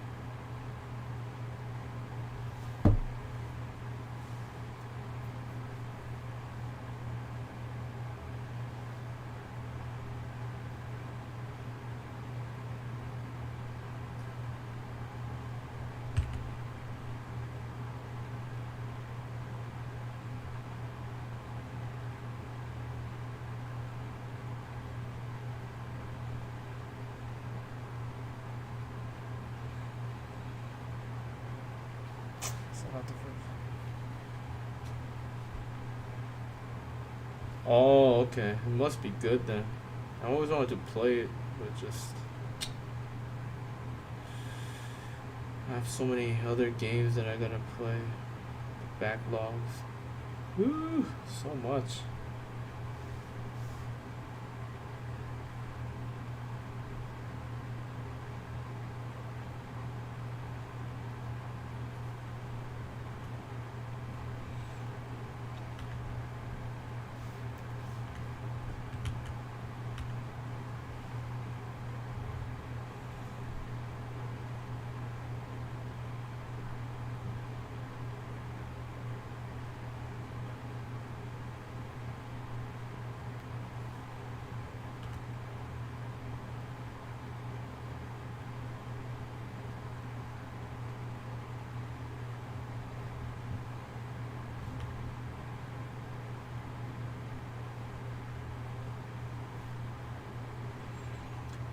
Thing is, I've had a video bomb at first and then take off like a year. Yeah, that's a little weird, huh? That thing's confusing. I hear that a lot. Like it just becomes viral like many years later. That's the weirdest thing. Like, why? Why? Why? Why? Why?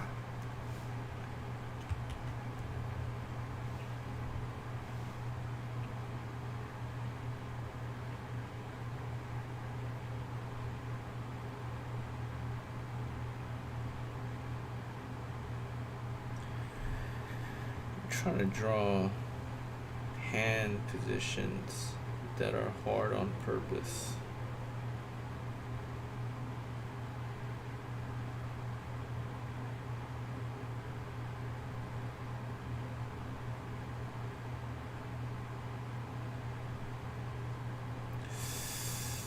I don't know, you should draw this. Why'd you draw it like that, you idiot?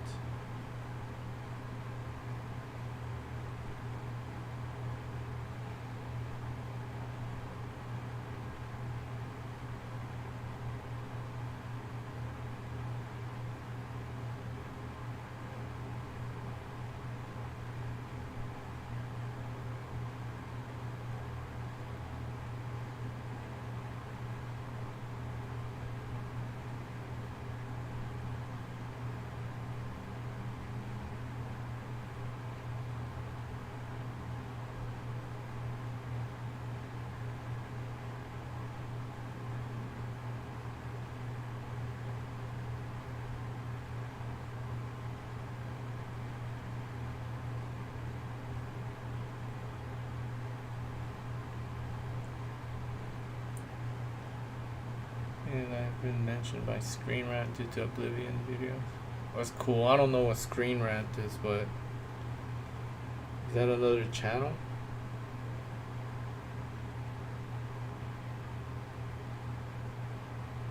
I heard of Screen Rant though. Screen Rant?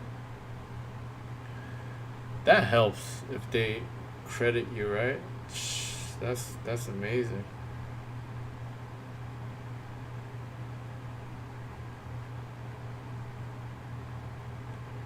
Screen Rant seems like a big player. I think I heard of them.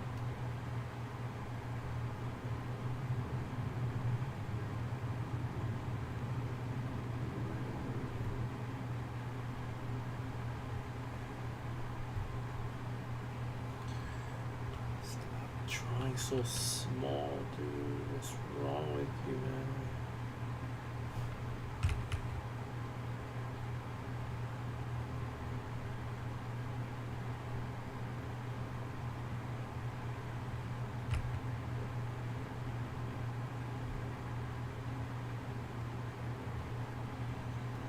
Yeah, yeah. Yeah, I know. I heard of them, actually.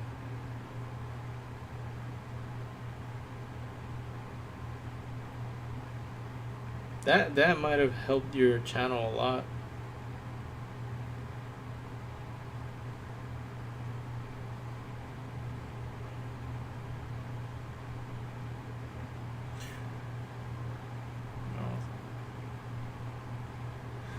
Yeah, I think that's the only way to do it.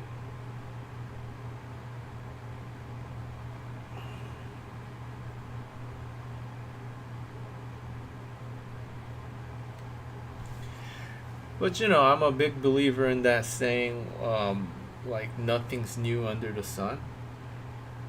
It's like like in a video format, it's not much.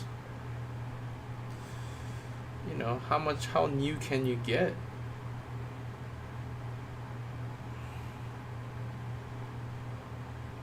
You know, it's like, how original can you get, really? It's like everything's been done. I mean, you could put your personal touches to it, but, you know, ultimately,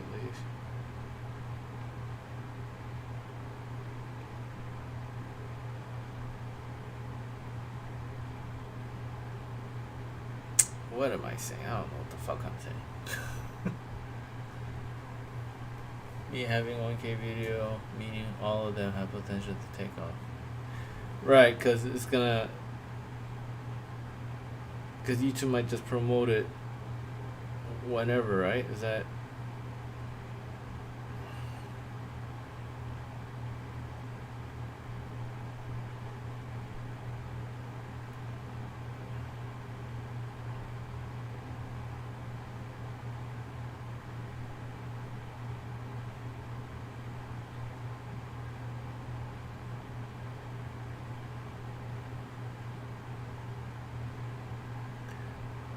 That's a good tactic.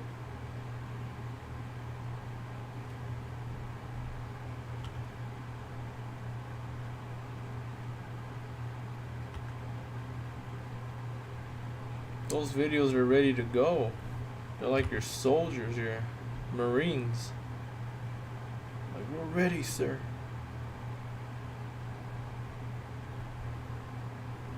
"18-year-old video." They're all dead. Like by the time it takes off, the person's dead.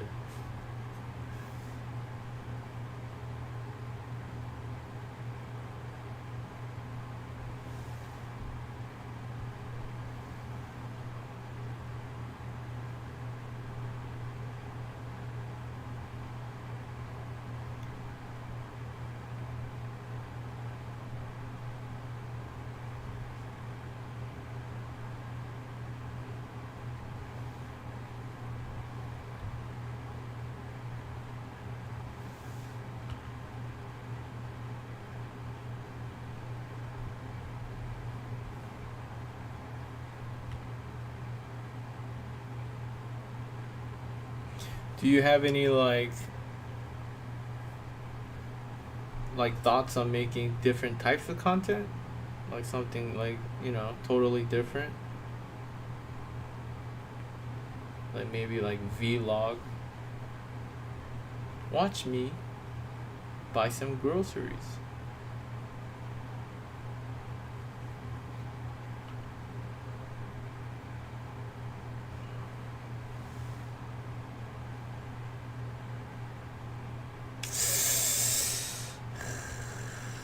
Am I trying this right? It just doesn't look right, dude. Or is it just in your head?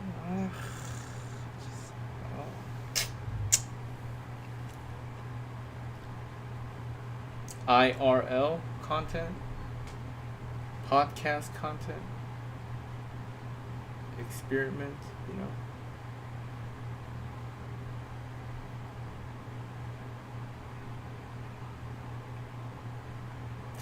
Chill it with the wrinkles, man. Chill it with the clothes wrinkles. Always mess up with the wrinkles anyways. It's afterwards. Do it afterwards. Jesus Christ. Same old mistake. Same old mistake, dude.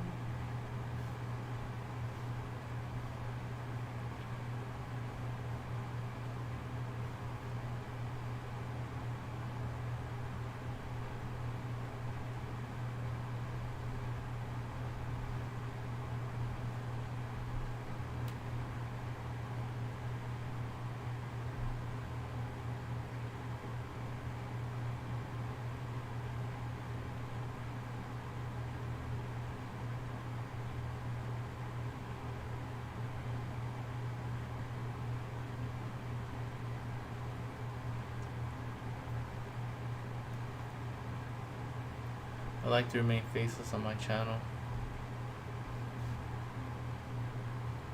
Yeah, man.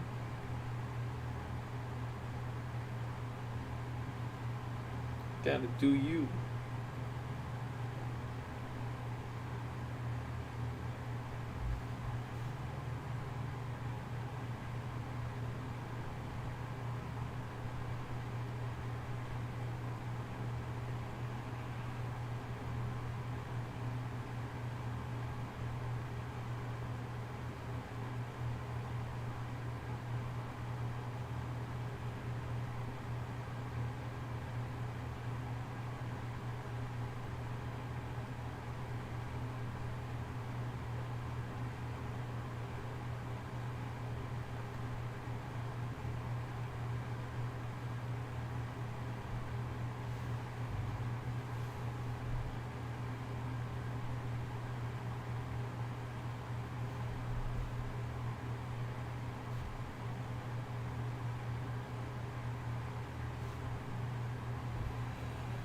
Also, I guess one thing that makes my video different is most of them are in 5:4 and not 16:19. Oh, the size. What is 5:4? Hold on. Well, it's basically a square. I don't need to. It's 5:4.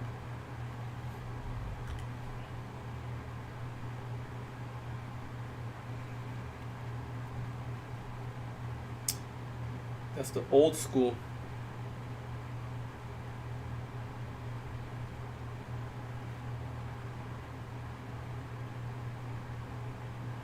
Ratio.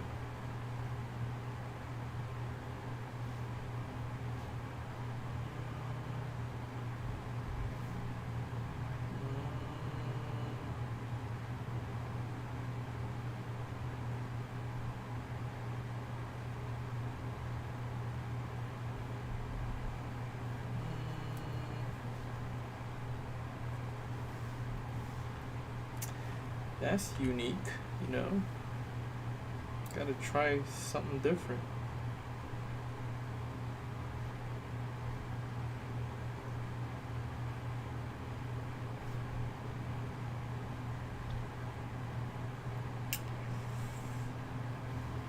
Up, like that. Down, that.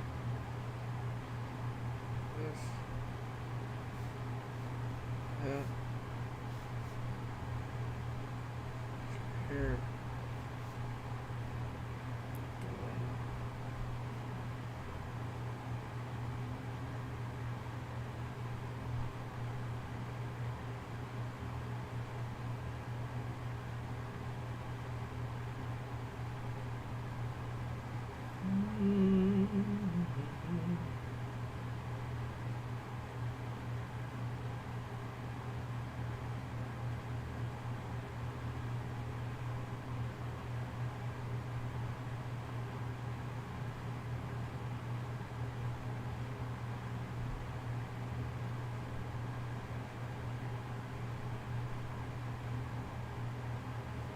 That.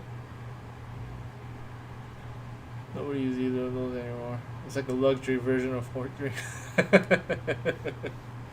The luxury version.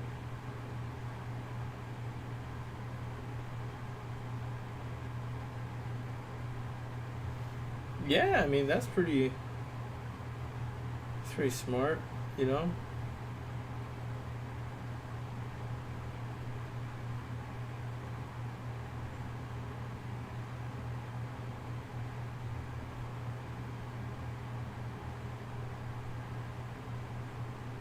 It's like, why is this video not 16 by whatever?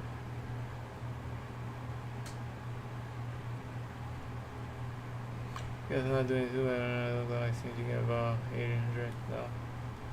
That's great. I try not to look at the analytics.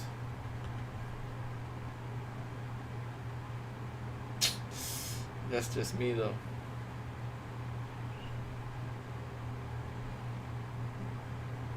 If it's gonna do well, it's gonna do well. If it doesn't get views, it doesn't get views. Then what do you want me to do? It's like, I don't have a say in it, so it's like,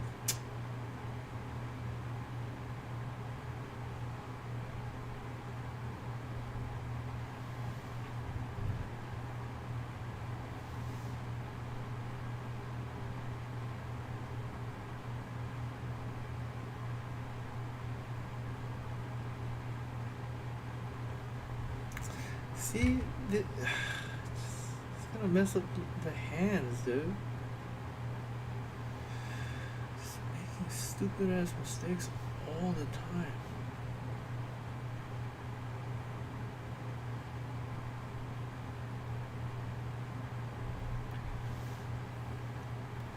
In 2026, I have uploaded 46 videos.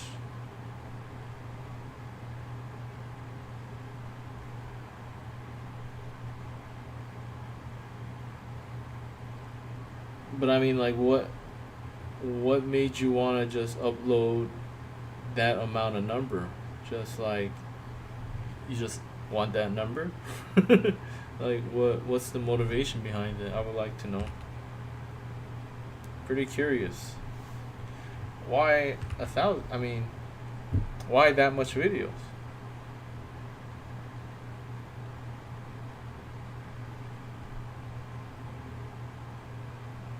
What's driving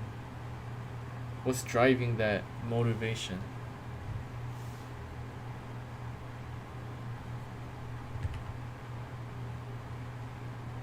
that goal that you have in mind.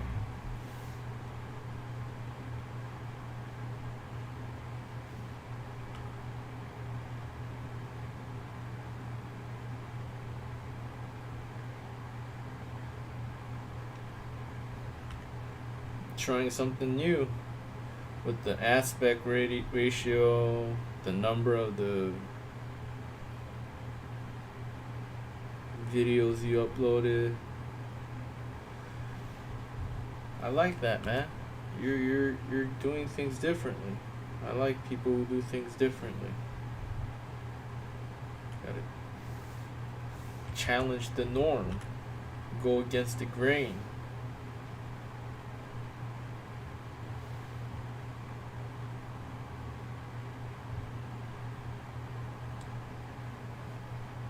Does this even make sense? Yeah. It kind of does make sense in a way. Just drawing doesn't make sense.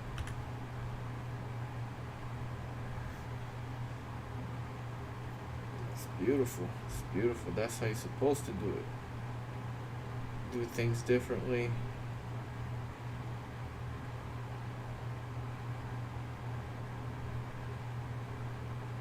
Visionary. You're a visionary.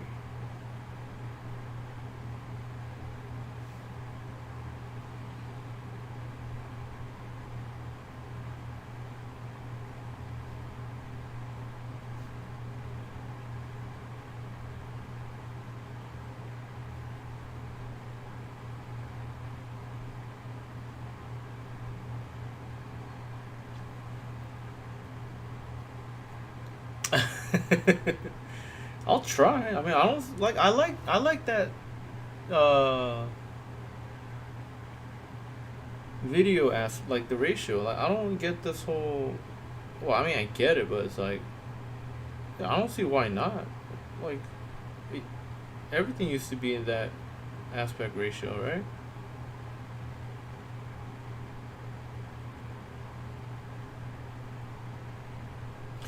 Oh, I think my most recent one is accidentally. I accidentally made it like that. The one made it like half asleep. Such a dumb video. But, you know, has a good point. Dumbass people.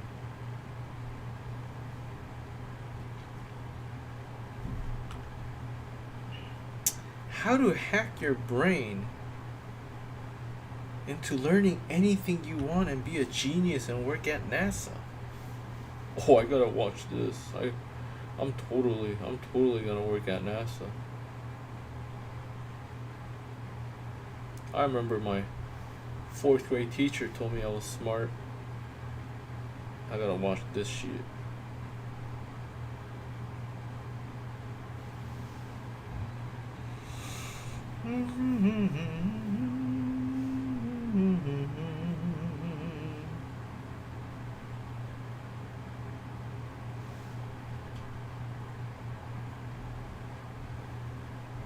Well, everything was in 4th grade. I think 5-4 was more rare. Yeah, you're the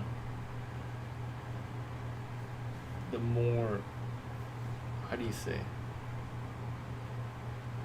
The more exquisite.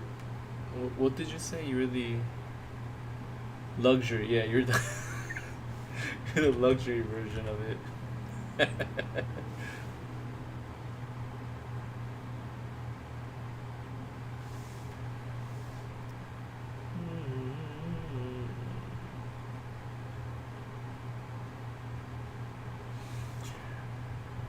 I start like messing around with the thumbnails just to have fun, like making dumbass thumbnails for the streams, and like people are like unsubscribing.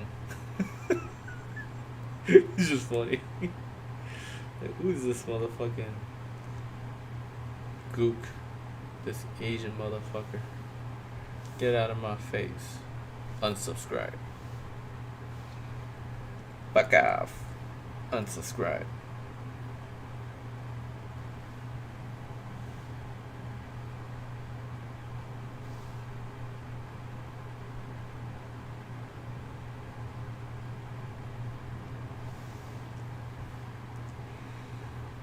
I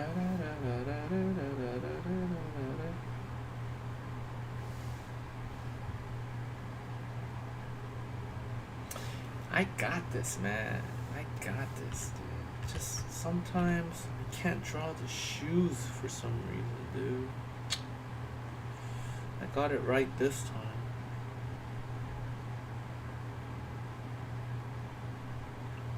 But I feel like I was guessing.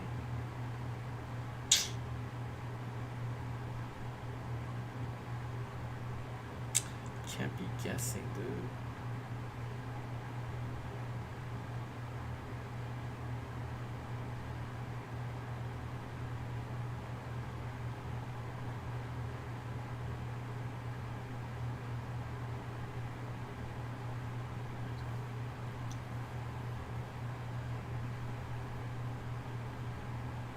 Autogen? Yeah. YouTube's Autogen's cool.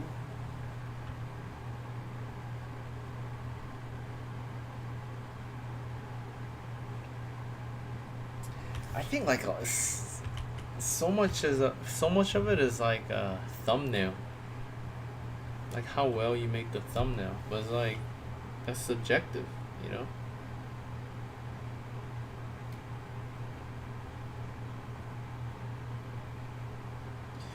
Used to be like, oh, you gotta put letters or you gotta make faces like people don't do that no more. For a time, like YouTube thumbnail was people going like just like one after the other, and then now I don't see that anymore.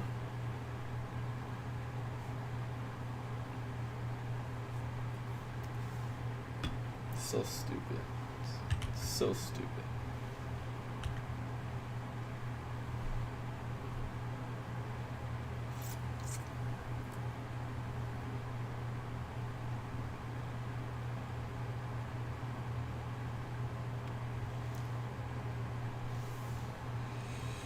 Let's give him some pathetic hair.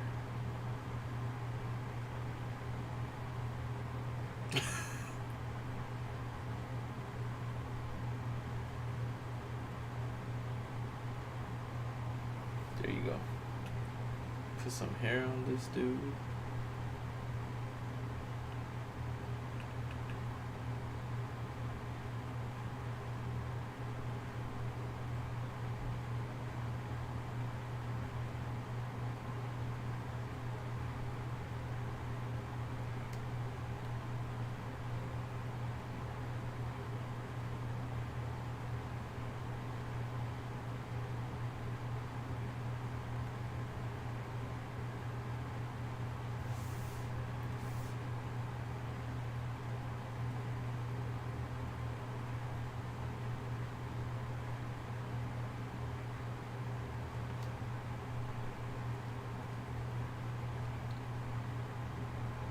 Ultra widescreen video. Just anything but the regular size, right? Just experimenting all there is to experiment with this aspect ratio.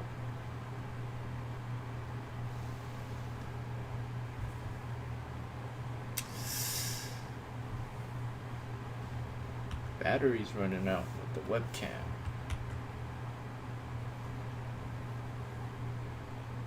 It's all good.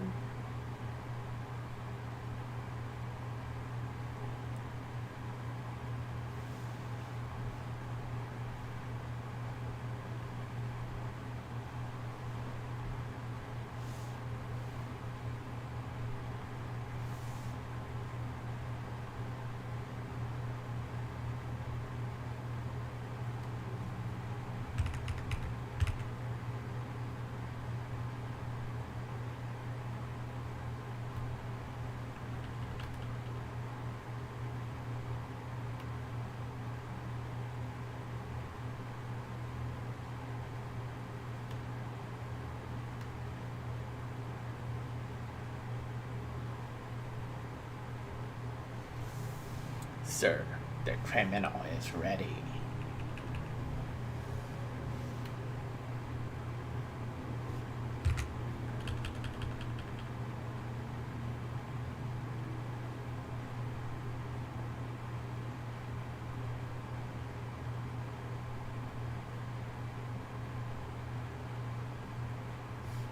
God damn it. God damn it. God damn it.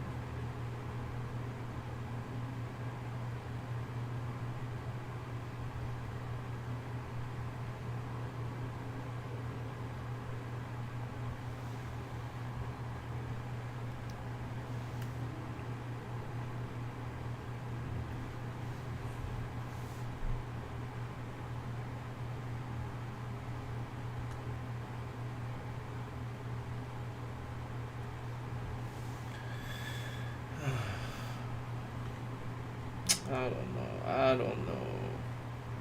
This YouTube thing, I don't even know why I'm doing it. I really don't know why I'm doing it.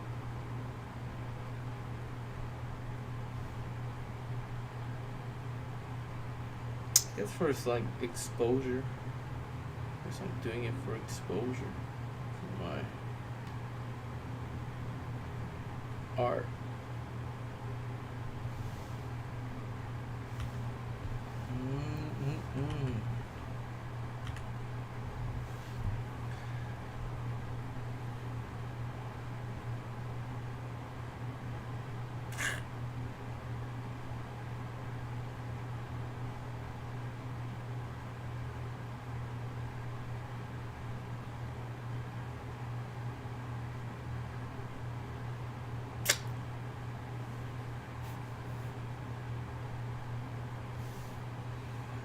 Forgot about this one. Oh, yeah, okay, I see. I erased it like an idiot. I did draw this before. Stupid. What does the matter with you? Stupid. You stupid. You so stupid. What are you, retarded?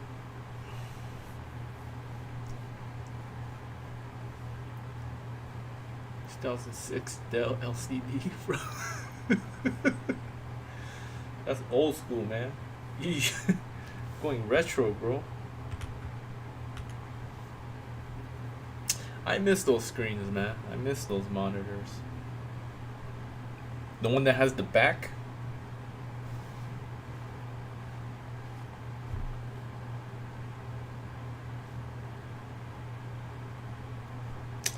I used to have those monitors, man.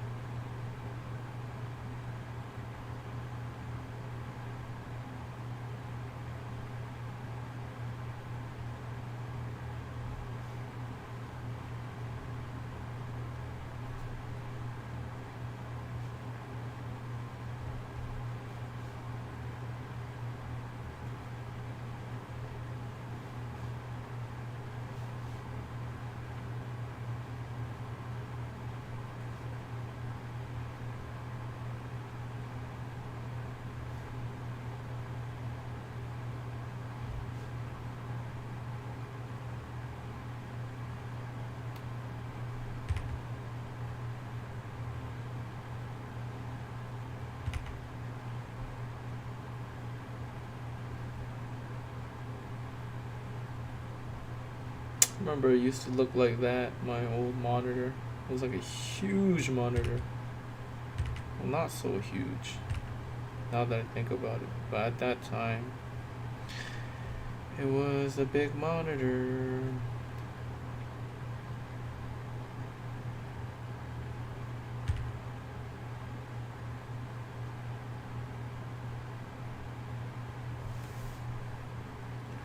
Amazon basic HDMI video to get it to work.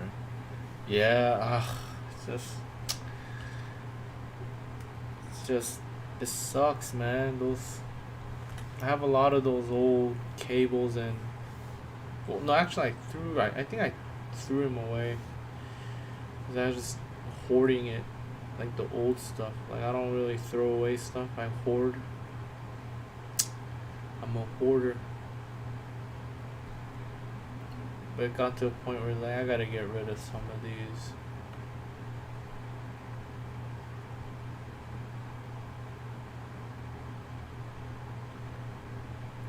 It's like, it doesn't work on all like the new technology. You gotta buy adapters and stuff. It's like makes me sad.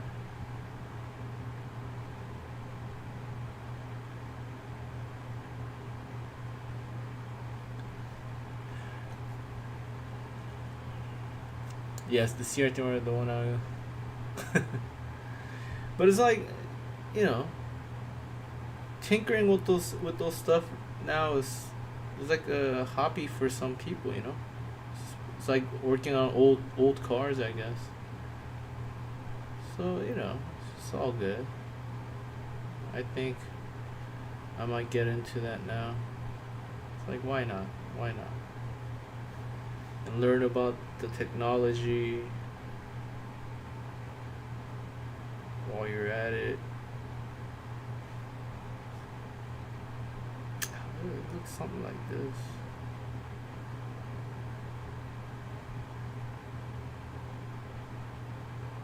Something like that, and then just.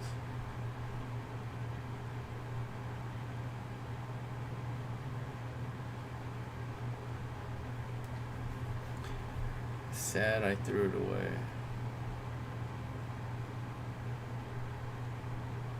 Should have kept it. It's so goddamn big. How am I supposed to keep it, dude? It's like taking up all the space in my house.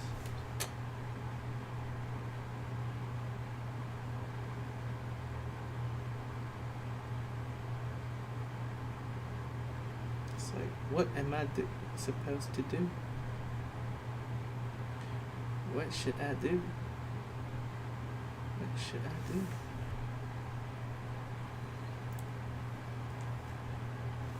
Yeah, it's like a lot of stuff just works. I mean, here, like the old versions of like Windows is so much better. It loads up faster. Like the new ones are like not good, man. It's no bueno.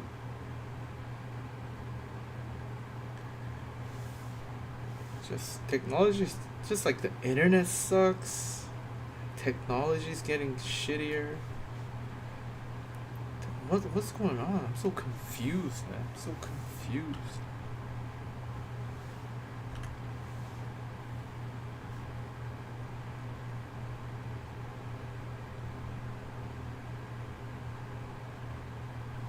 So confused.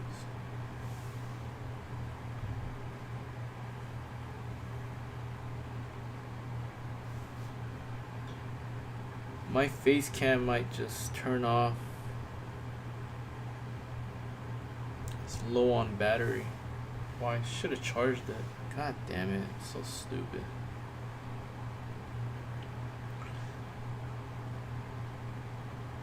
Yeah. Just.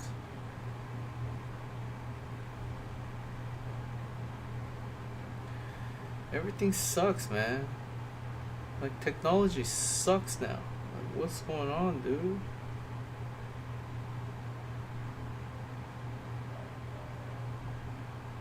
Technology sucks.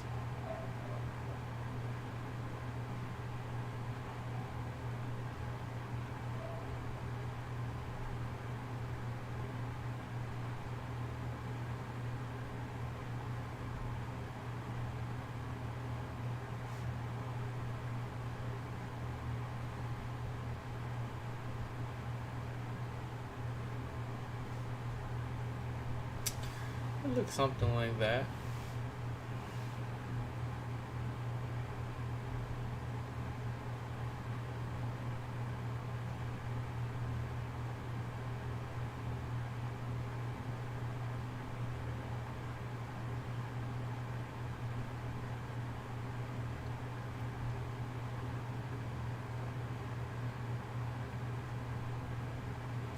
The thing is, like, the internet sucks too now.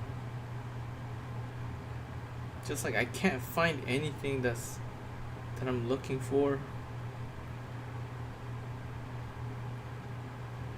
Just like a lot of just people just talking shit on the internet. It's just like, what's going on, man?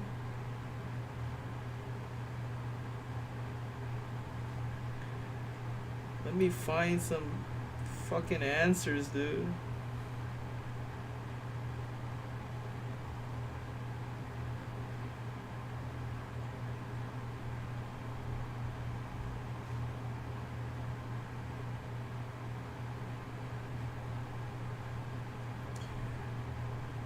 even YouTube sucks too. When you're trying to look for something to help you with whatever that you need help with, they just drag it on so they can make a long form content. They think they're like hooking you with their hook method or some shit.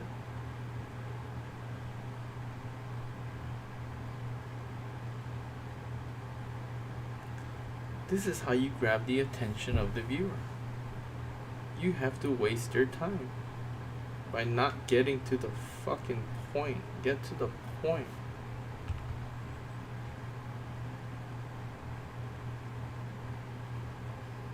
I'm rambling, dude. I'm rambling.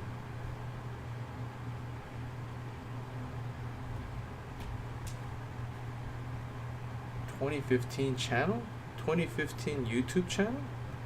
2015? Oh, 2015 is not that long ago. That's when I wanted to do stuff.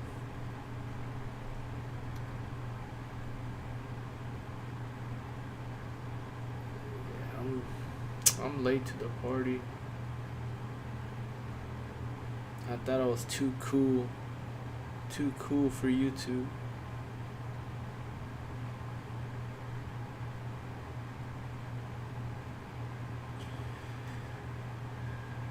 Life kicked my ass and I realized, hey, let's do YouTube.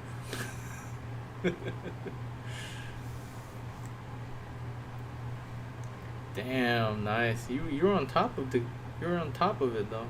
That's all the big people that you see right now. They did it during that time, I think. But no, COVID helped them though. I don't know. Fucking know. It's just luck. They, some got lucky, some didn't.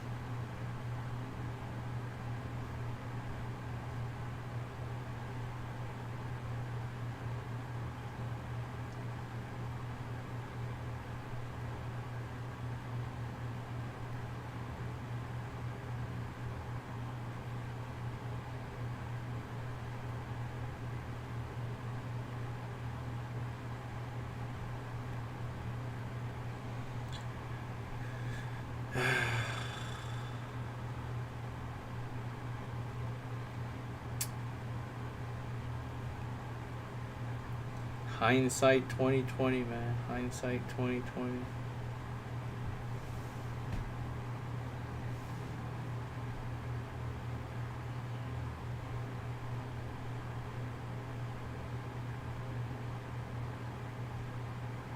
What am I drawing?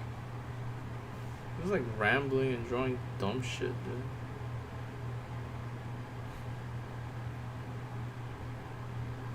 What the fuck am I drawing?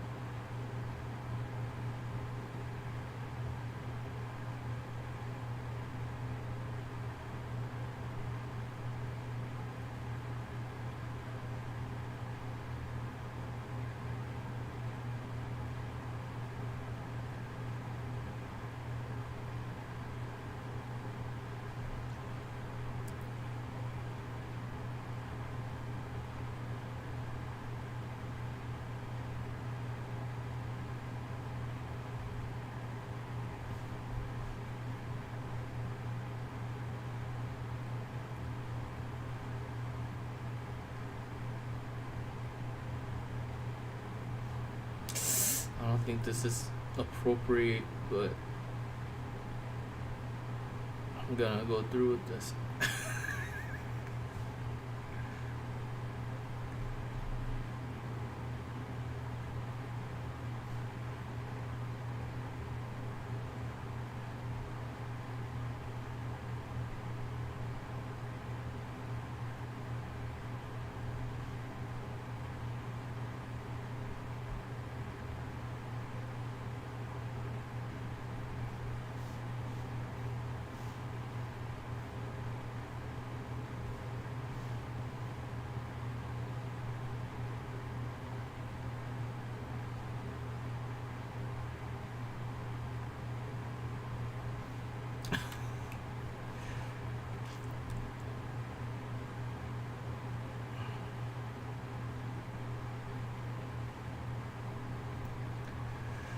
You have two yeah, I have two monitors.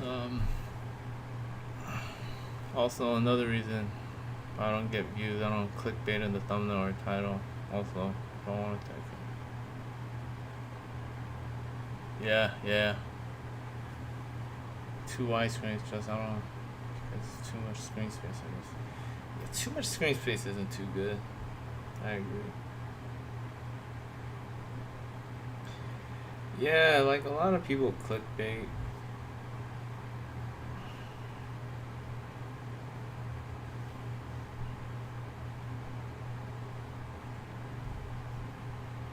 But you know, what does that even mean, to be honest?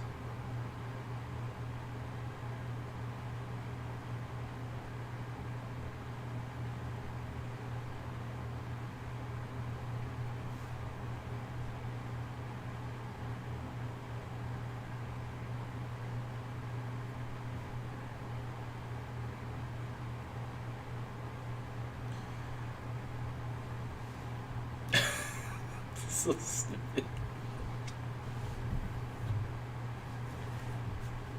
Clickbait.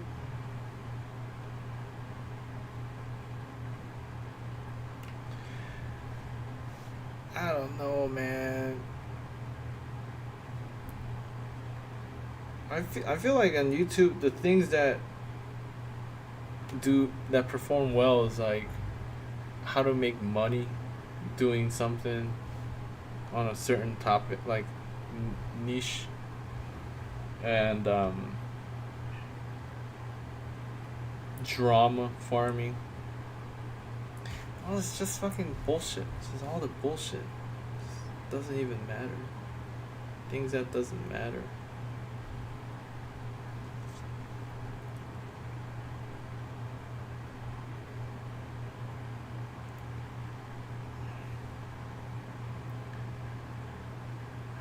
Like my art matters, you know. My art does, like this stream doesn't matter.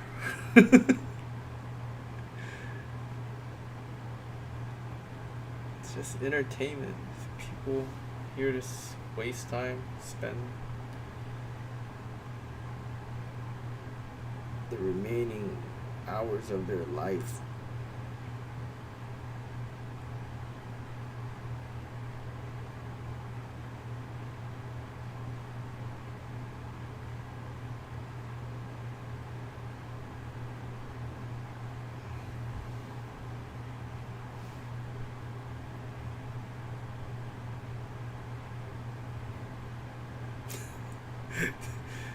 Oh shit, I forgot about this. So stupid, dude. It's like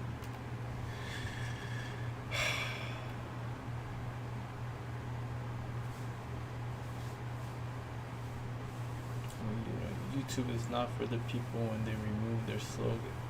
Broadcasters suffer. Yeah.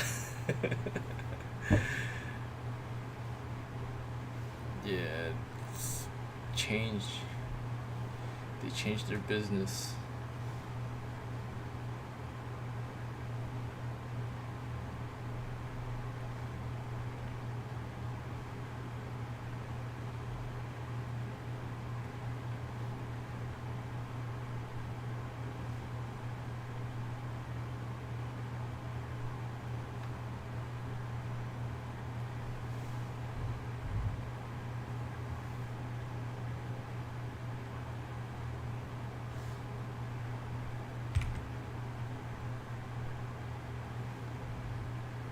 gotta stop making mistakes, dude.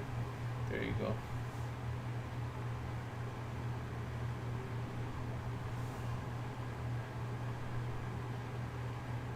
Oh man, thank you, dude. Thank you.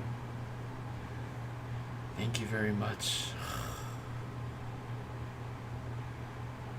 Just that's what gets me going, man. Just little things like this. Appreciation. Thank you, thank you.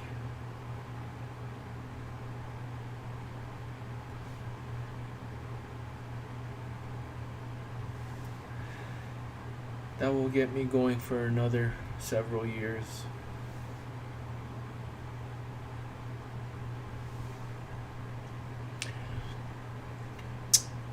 Give me some more recommendation. You have like good ideas. I really like the combination of the fairy tale character, and then it's new to me. You know, I don't know a lot of stuff like the things that you know. And it's like that's like, oh, that's a really good idea, you know.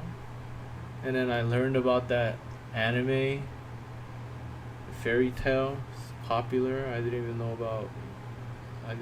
that, you know. And that game, my summer car. And I really like that card design too. And I know how to draw it now. Because thanks to you. Your request.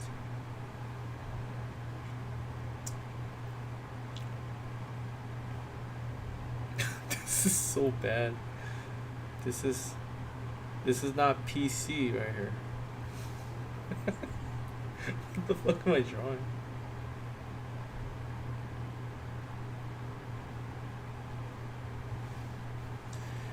It's just too much internet. This guy's too much internet made him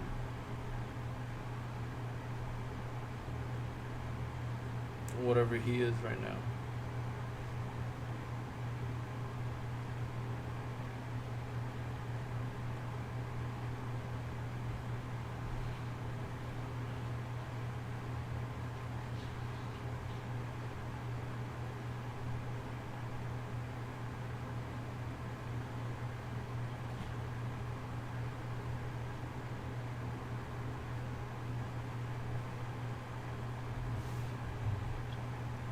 Yeah. I think that's great though, you know? I never know what to draw. So I think you could help me out a lot, and I really appreciate it. Like anything you have in mind right now? I wish I could get more RAM, but the pricing and shit right now.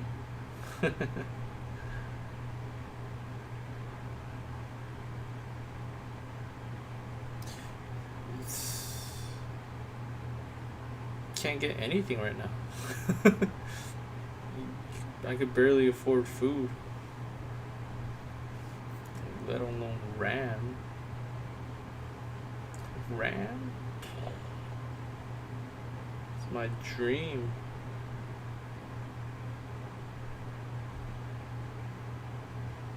It's my dream to get more RAMs.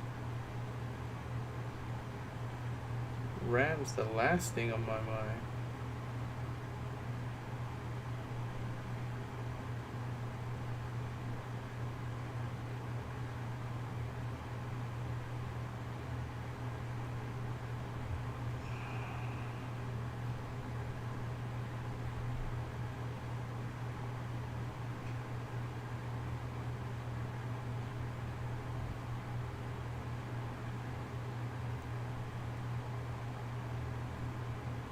Why? Why would you want a lot of how come you want a lot of RAMs though? By that logic, I want a super computer with best of everything.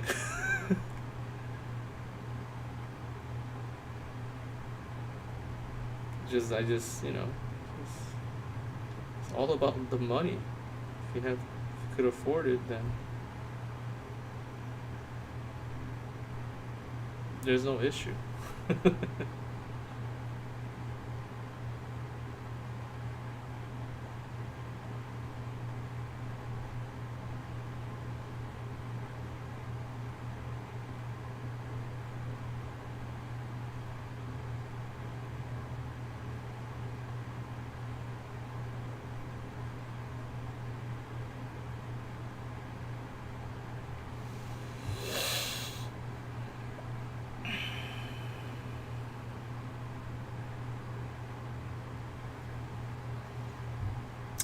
This is not PC right here. Jesus.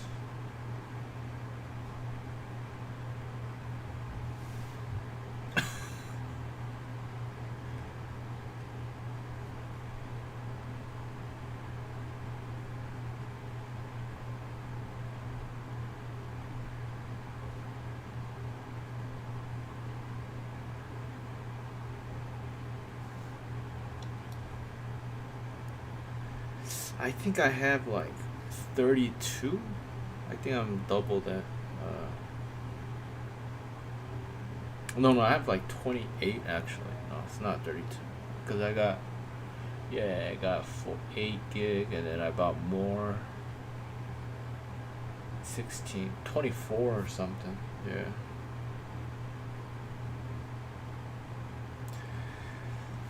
But you know, my computer's about to die anytime, so I don't really I don't know what's going on, dude, with my life.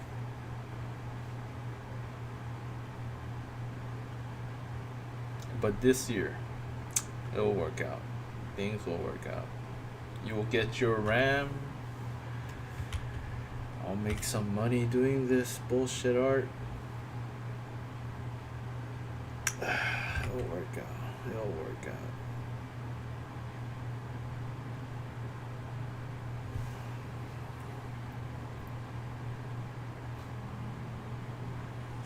Everything's gonna be alright.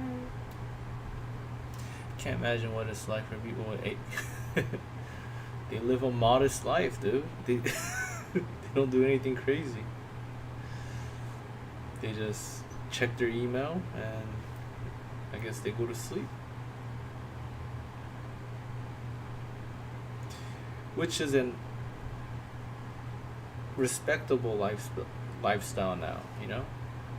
In this day and age, that's very respectable. Maybe I'll get into that kind of lifestyle soon myself.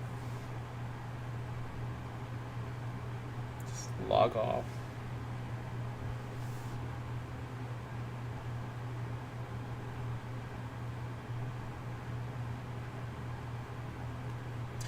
No more of this internet bullshit.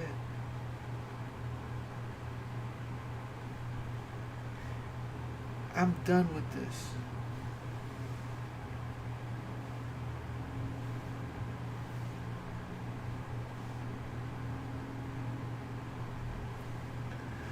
Probably use Linux, honestly. Yeah. That seems like a headache though, you know. How does that even work? Linux? I want to get into it, but it's like I have too many other things I gotta learn. I can't.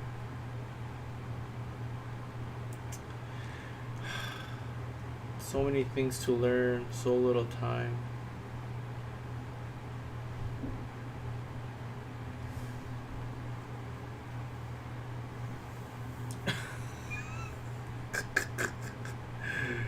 What the fuck is this, man? This is seriously. This is my friend. This is my retarded friend. And I think I'm using the word correctly this time. I think he's literally retarded.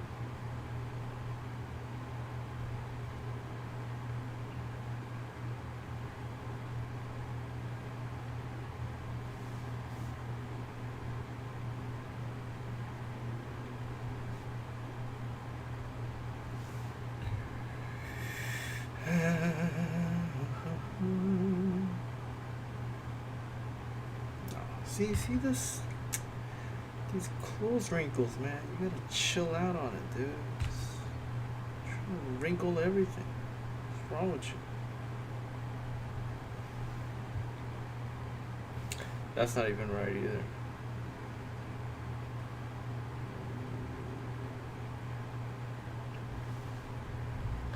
I would still use. I heard it's like, yeah, the Window Vista, you mean? Yeah, like this streamer said that thing's fast compared to this bullshit, whatever the hell I'm using, Windows 10 or 11 or whatever the hell.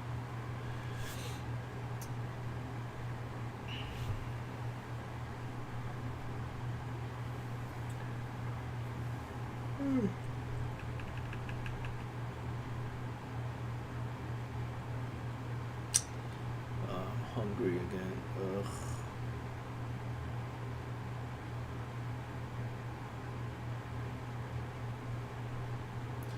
No, the cam might die soon. Out of battery. Okay, that's enough of your ugly face.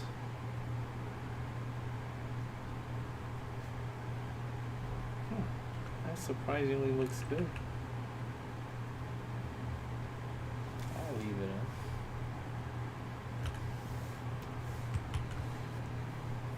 Back to the modern stuff. I wish I had made 4K, 5 modern if it would totally use that.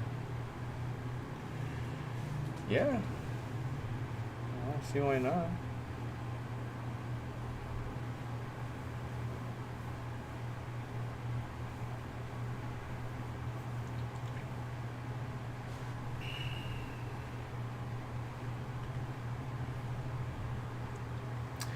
I don't see why not.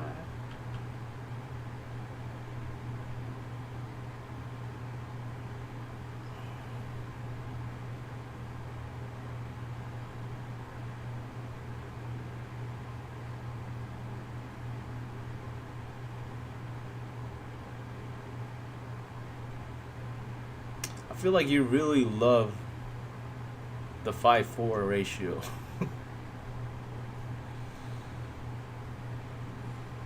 Something about it. I feel like you have this, what's that word, affinity? This natural liking of the 5:4, which is fine, you know, just making observations.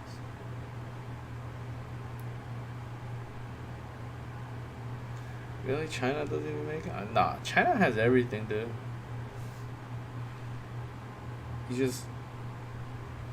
China has everything. You just gotta find it. It's a big country, dude. You gotta find it in China, though. You gotta go on an adventure. Adventure in China. I wanna go to China.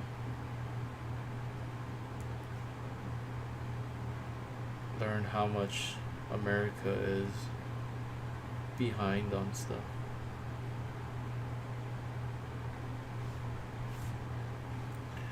So a lot of my videos are jokes like that one Pokemon video you commented on.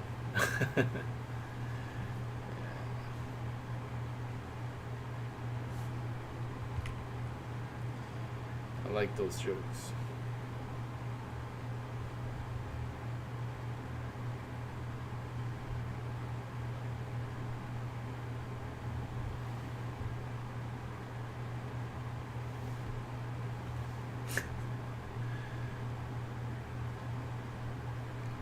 What? This is too disgusting looking, man. I don't like this drawing. It's the eyes, man. It's the eyes, dude.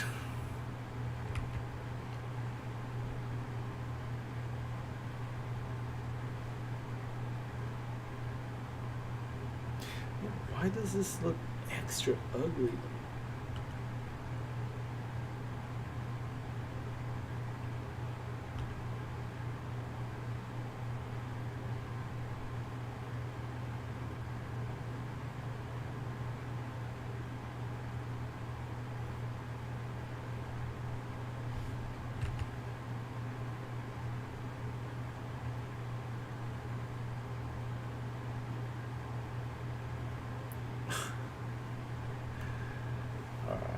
Good enough.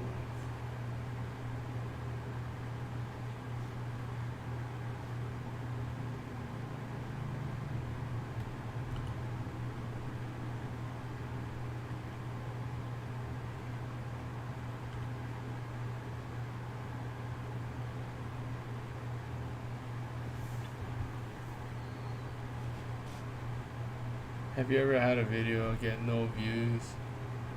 I have. I always have few views. To be honest, you do pump out a lot of videos, though. You know.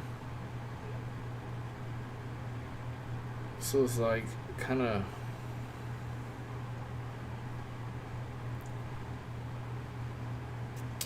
Like the new ones overshadow the old ones, I guess. Is that how? That's the right assessment.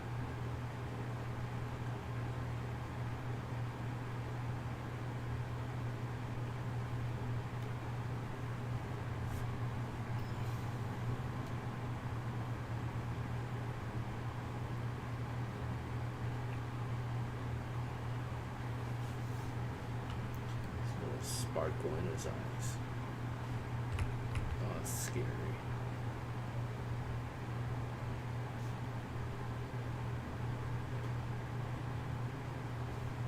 There you go.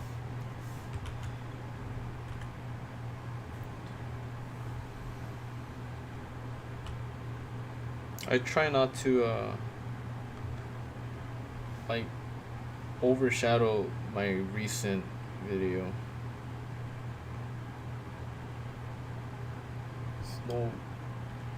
It's not really a tactic or anything, but I'm just afraid that it might get buried.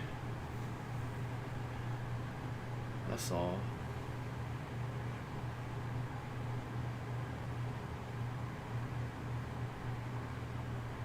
Top producer both. Yeah, man. Sometimes you gotta go backwards, you know? When everyone's going forward. A smart way is to go backwards. And you'll create a cult following, and that's how you do it. I think it's great. I think it's a great idea. It speaks a lot about who you are as a person.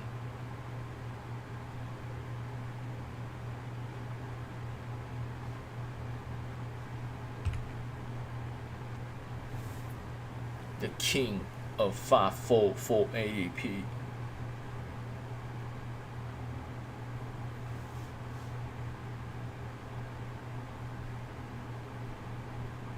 Der.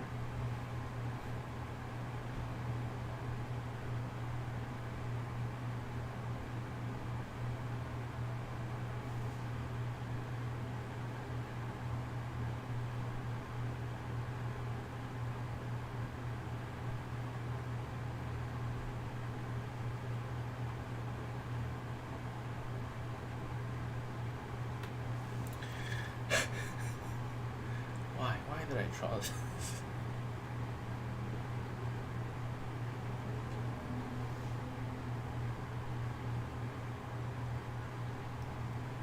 So like I see you around my channel sometimes. I gotta be honest with you, bro. I don't really I haven't been checking out any videos anywhere this year because the whole social media thing stressed me out so much that I'm trying to stay off of like just like content in general, like detoxing. I'm detoxing. I don't even look at my stuff, man.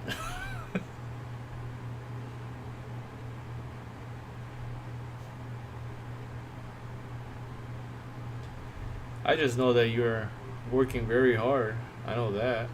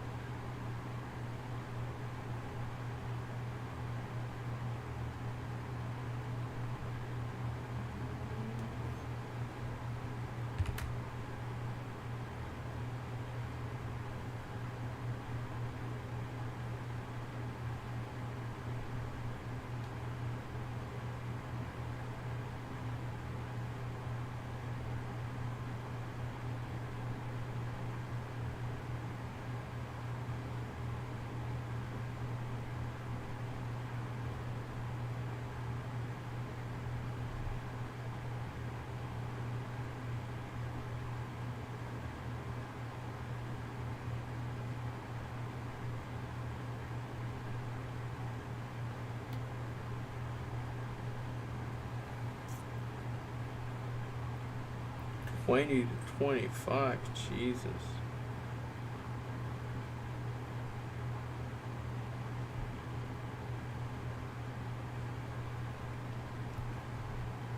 I mean, do you get burned out by it? You don't get burnt out? I know you've been doing the Bluey, right? Last time I checked out the most recently, it was like the Bluey. Is it Bluey? I don't even know what that is called.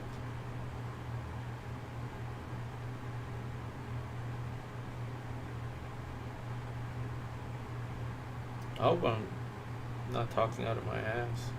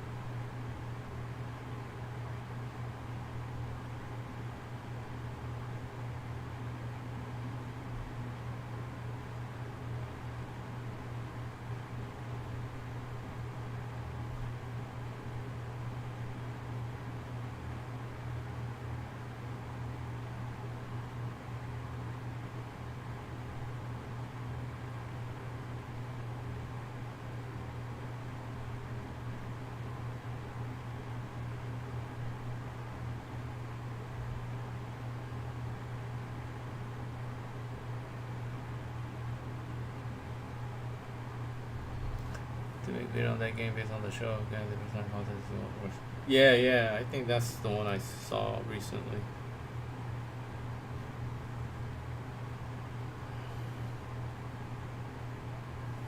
I just know Bluey is really popular. You know.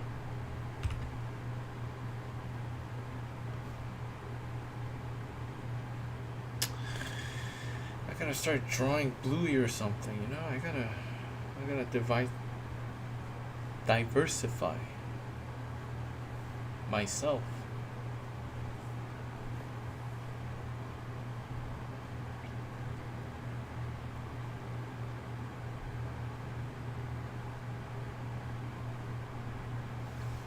It's like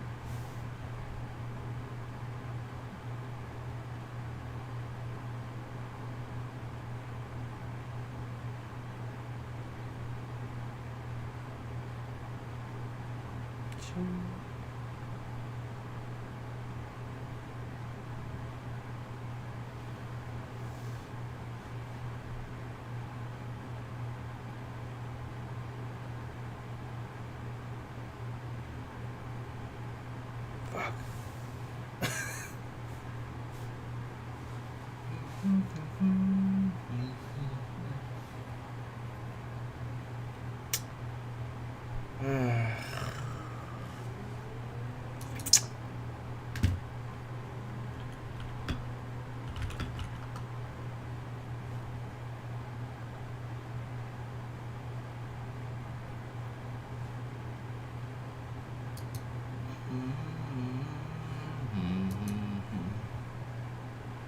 Did I just move this?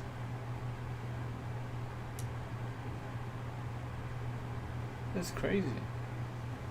It's crazy. I don't even know what I'm doing. Most of the people who watch me are like 25. That's been constant. That's my age group too. That's my age group. I want like younger audience as well. But I think, you know, surprisingly, I think people in that demographic, that age group, are more on YouTube than the younger guys. I think the younger guys are more on the social media, and even the younger people than that are like offline. Like it's cool to be offline now, you know? And those 25 to 35 and 35 and older, like those millennials are just like we, because I'm part of the millennial. We're just like it's like a AA meeting, you know, like they're all like addicted, like they don't want it to be on it, but they're all addicted. They're all old. They're like giving up on life. Like they're all cynical. I don't know. I digress. Yeah. Kids are on TikTok. A lot of girls are on TikTok. But I don't know. I just this. I feel like the social media thing is kind of swinging the opposite direction now. Like, it's a lot of people are getting off. A lot of people are, like the younger guys, are noticing how useless it is more than the older generation. And then the older guys who are, I guess, like functioning members of society, like they have family, they're busy, they're making money, doing what they love. Like they don't have time to be on YouTube. Like broken people like me are on YouTube.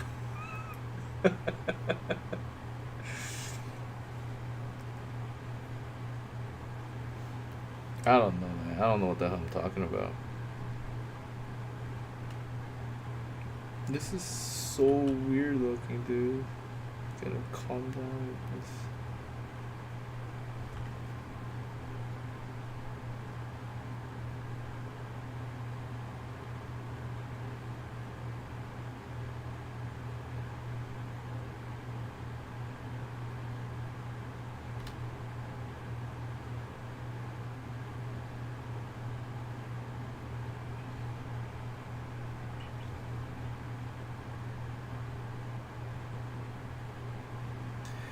It's like, I don't know, man. People are just. I think this whole social media, internet life trend is kind of dying down. Do I have facts and proof for this? Absolutely not. Just speaking purely out of my ass.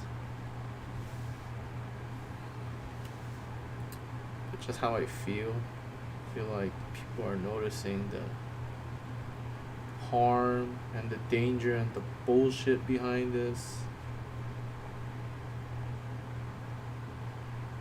The social media thing.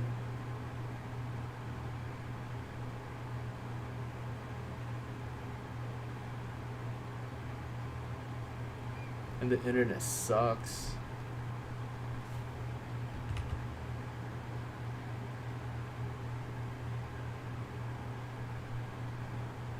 Oh my god, dude. Relax on the fucking shadows, man. What's wrong with you, dude? Focus.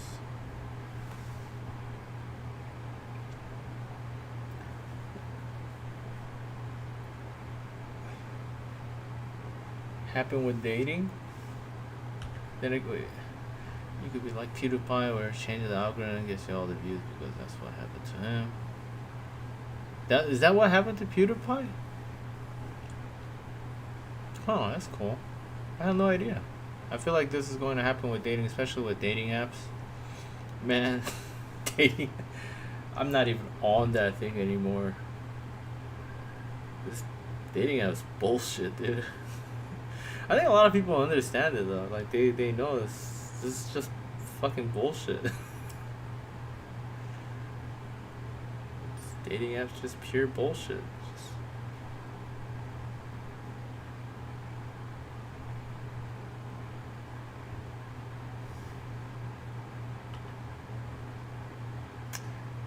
Dating apps. I used to try that a lot. Not anymore.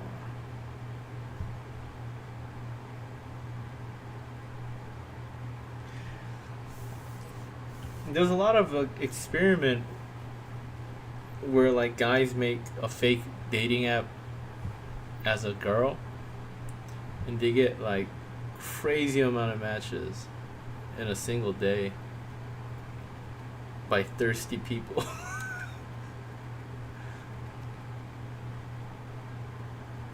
So it's like, yeah, man, of course, it's like supply and demand. Just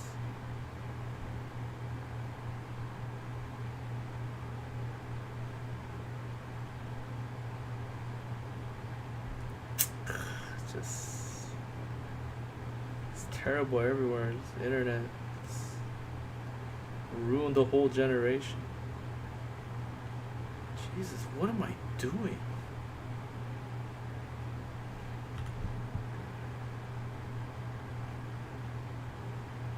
Alright, if you're gonna do shade, you gotta shade here, dummy.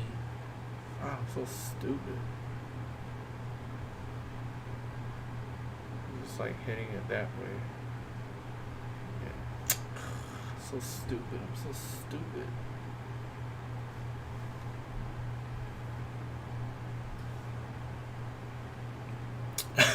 I just cringe on the inside. Dude, you have better luck just talking to somebody in the street.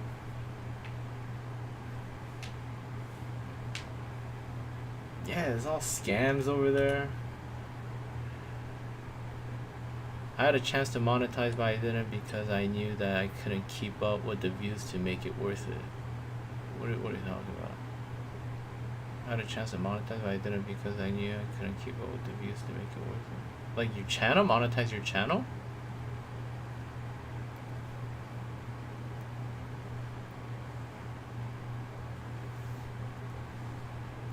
Yeah, because women know that they're like Superman in dating apps.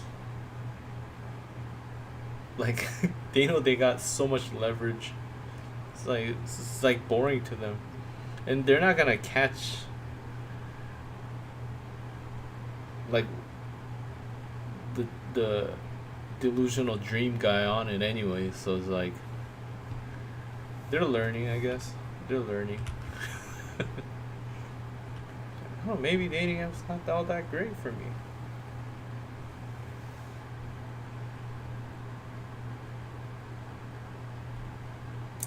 Just internet's bullshit now, man. It's just everything like that. It's just bullshit.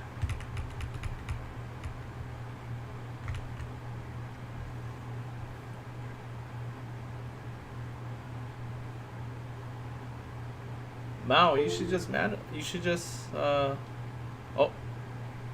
Yep, my cam died. My cam has died.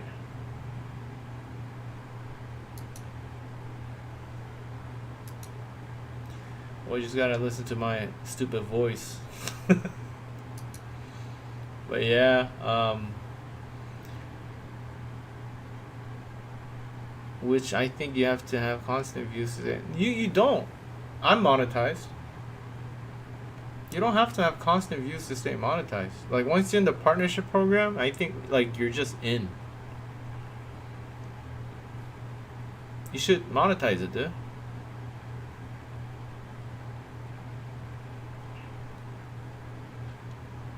But the ones that got you there, like the old videos doesn't count as the money maker. So just get in it, and then from that point on, whatever you post, if it does well, then you get, revenue.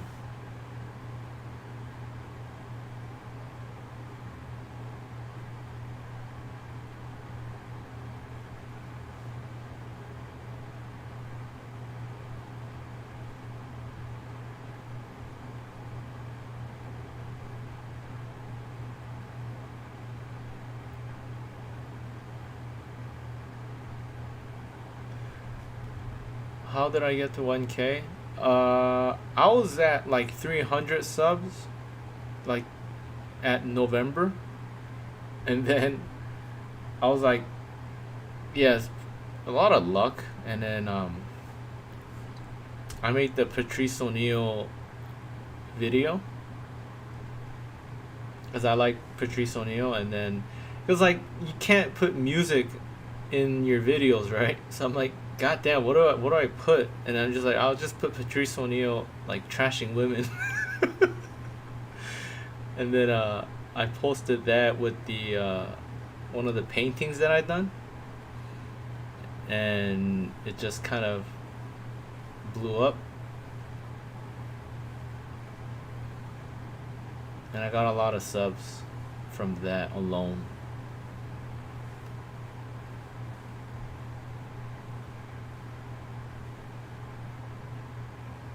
Yeah, I was at 300, dude. I got like basically 1,000 in a month. But like subs don't really matter. Like look at how many people are watching my stream right now. It's like I guess I don't know. I can't really see how many right now, but it's like you two only, right?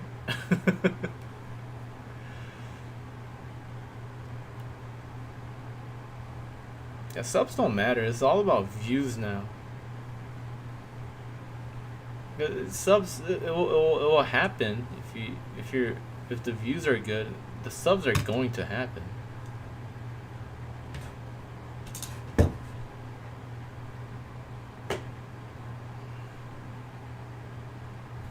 Yeah, I kind of knew it was gonna do well though. I kind of knew it was gonna do well because like anything that's related to like Patrice O'Neal talking game regarding dating and stuff, it's like you said, man, that's so true. There's a lot of hurt men. So it just does well, dude. Just anything related to like dating and women going crazy right now and Trump or politics, it's gonna do well. But like the question is like, do you want to go down that road? Like, do you want to keep doing those stuff? You know, I don't really.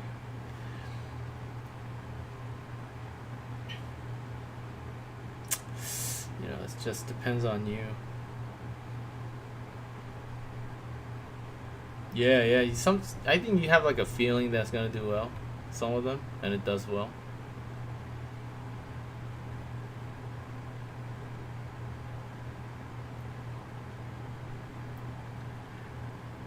Like it's funny because like my other video, like the one that went popular, the first video that went popular is my Mike Tyson versus Jake Paul cartoon.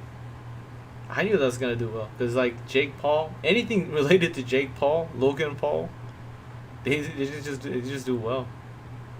And then the timing, yeah, and it was like right before the fight, so timing is really important. So I guess the formula is timing plus the Paul brothers equals views. Which is really sad. Which is sad.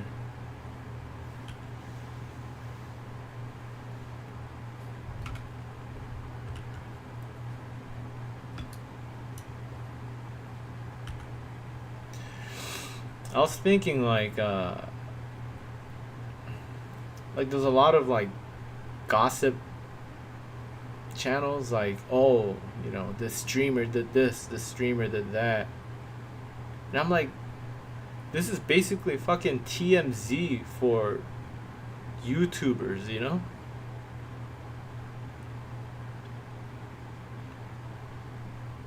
And TMZ, you know, I don't gotta tell you about TMZ. TMZ does well. Just people like gossip and talking shit.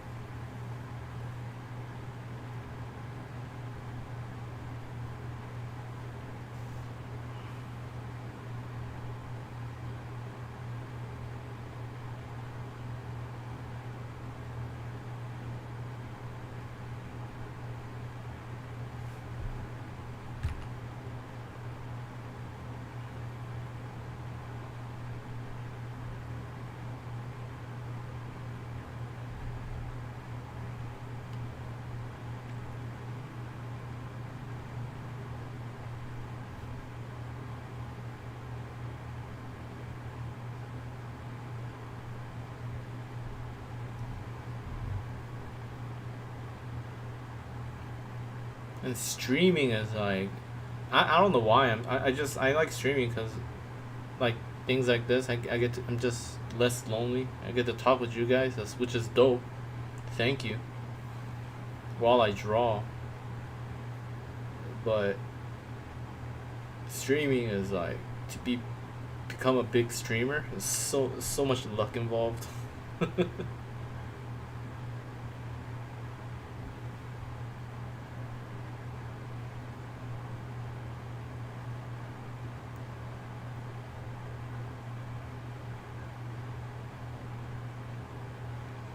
I have my 1000th video made. I just gotta figure out how to get to 99.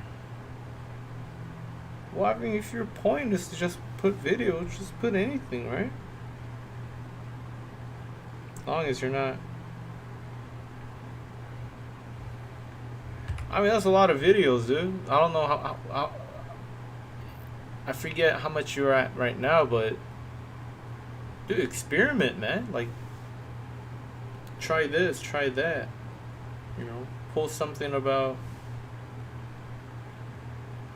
I don't know, record something in real life and then post that. It doesn't have to be your face, but, you know, try to draw something, dude. You know, I'm sure someone could relate to your art. I definitely like to see it.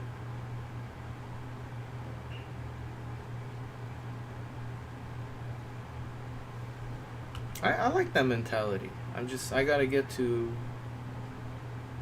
1,000. So you got all that content space that you gotta fill. What are you gonna fill it with? And then you kind of have, you know, this freedom of posting whatever. I like that. Maybe I should think like that. I'm gonna try to make 100 videos. What can I fill in between?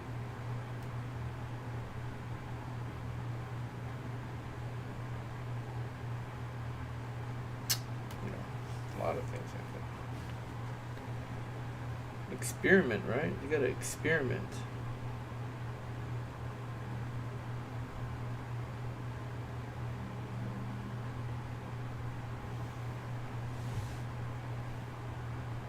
This drawing is fucking disturbing me. Like spending so much time on this.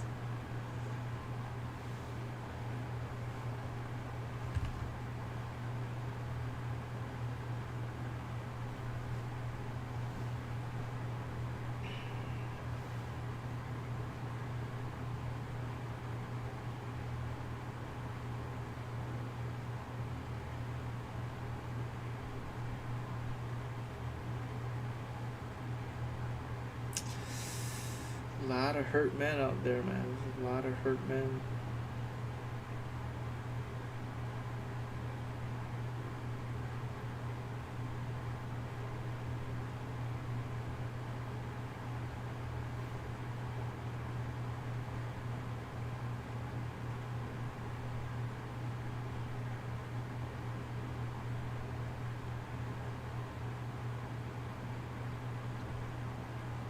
I have a bunch of videos that I made for 2022 that are best, but are now lost media.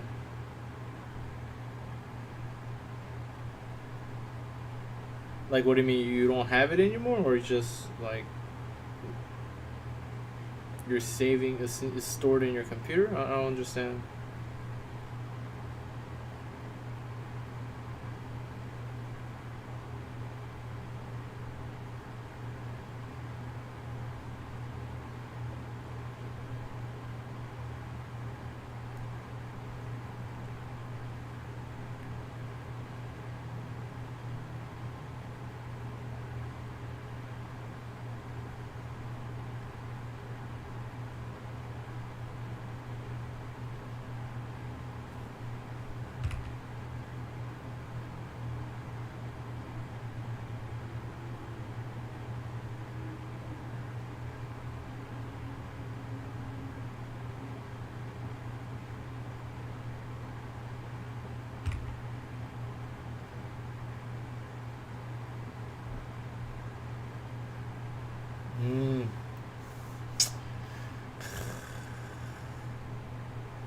I mean, you know, the rate you're working on videos,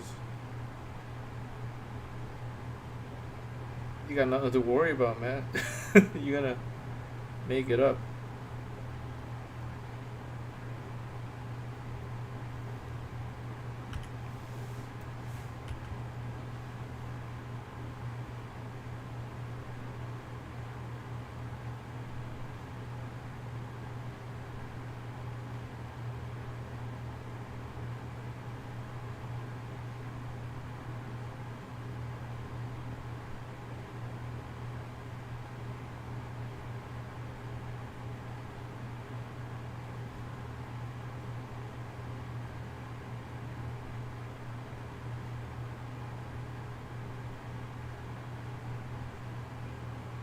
God, upside down. How do I do this? How do I do this? How do I solve this? God damn it.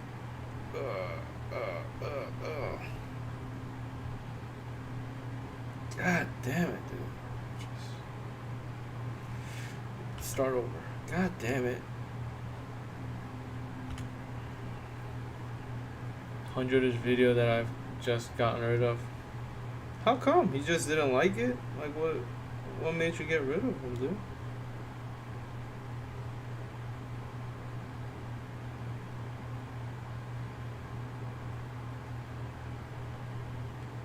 You're like, it's time to get rid of it? Is that why? You're like, oh, I was saying if I don't like it, I just get rid of it. Yeah, I mean,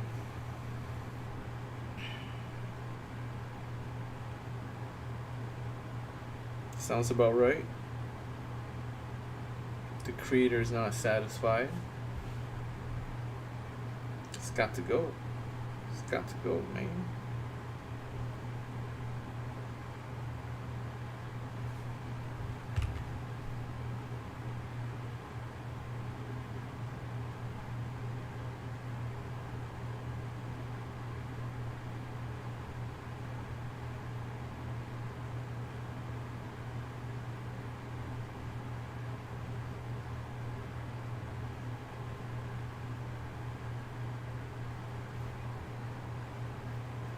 And they were all a bit cringe and even low quality, even for my channel and standard. Cringe? I cringe. Nobody wants cringe content. Yeah, I get it. I feel you, man.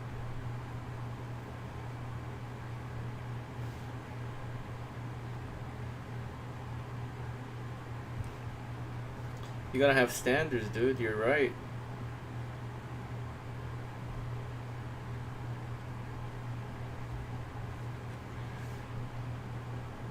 Right, I gotta cheat a little bit. I gotta cheat. Look how terrible this is, dude. Look at this.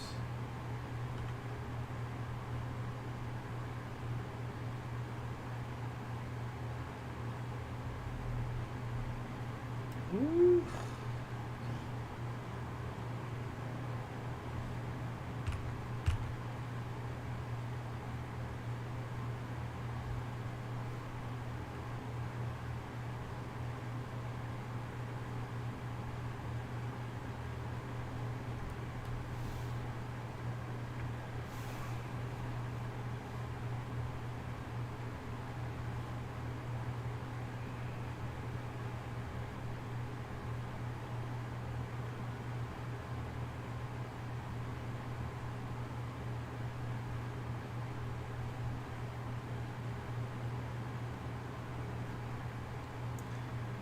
Can't be cringe, man. Can't be cringe. It's a sin to be cringe.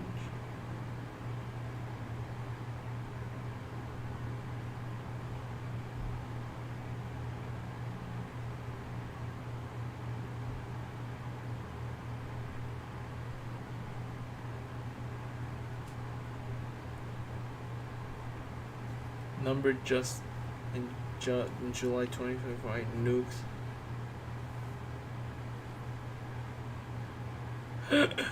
Why? What happened? What happened in July, dude?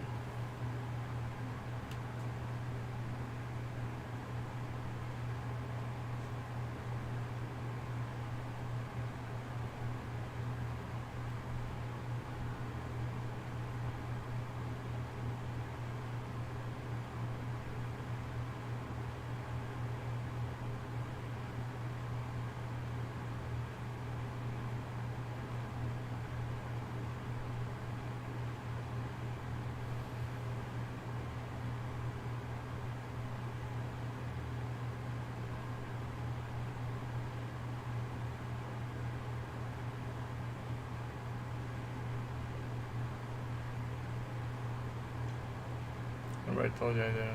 Oh, that's why.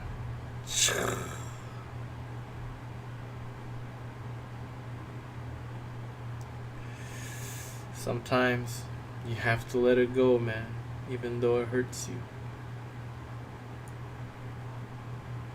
It's the way of life, you know. Just life.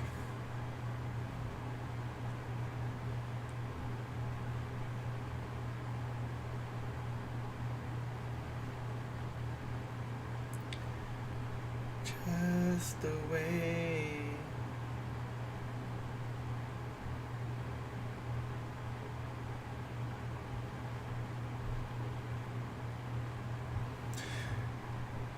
What am I drawing, bro? Jesus fucking Christ.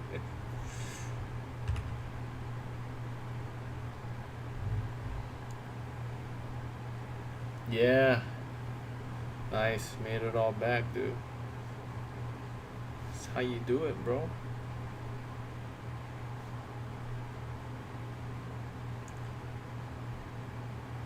You're in charge of your life and your videos.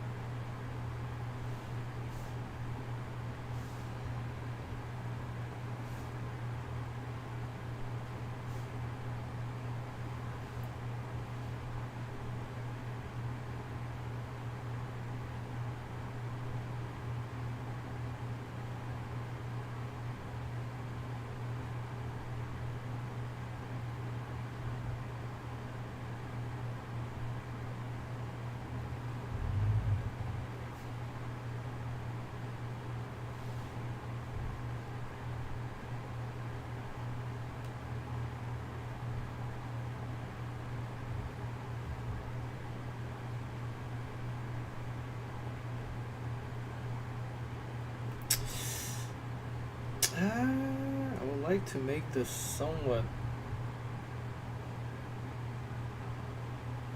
believable.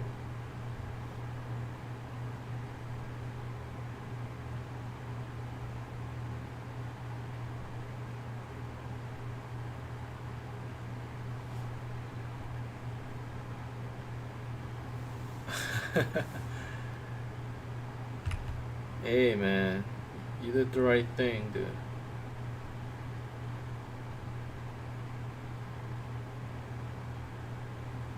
Can't live with cringe. You gotta have standards and you gotta live by your standards.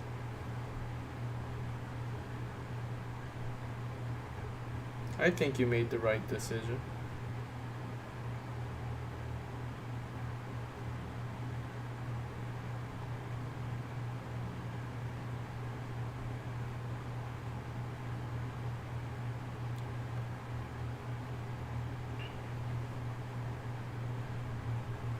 Mr. Nuke. Mr. Nuke everything I find cringe.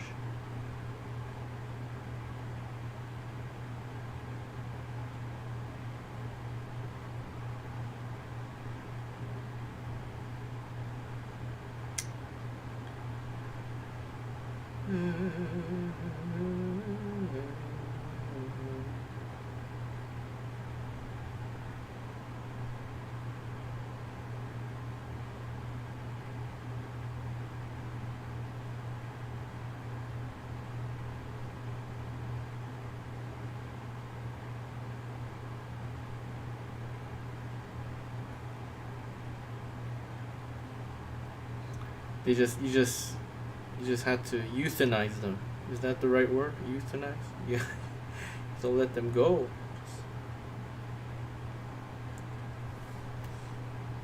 It's like your babies. It's like you gotta go. I'm sorry. Like, no, don't kill me.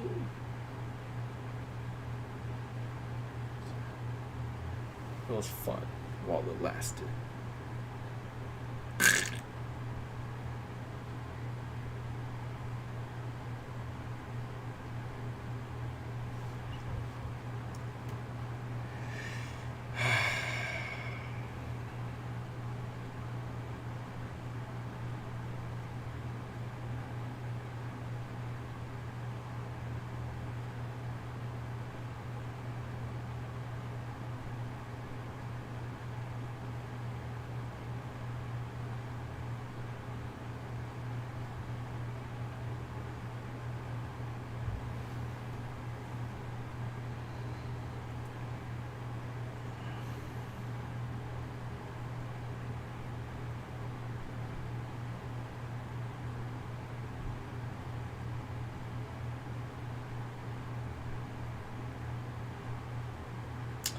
This isn't good, dude.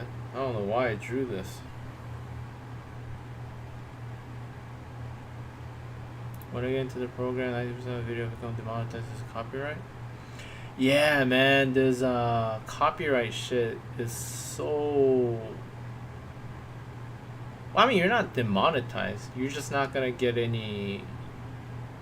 But it's like you won't even get any credit from the previous videos anyways.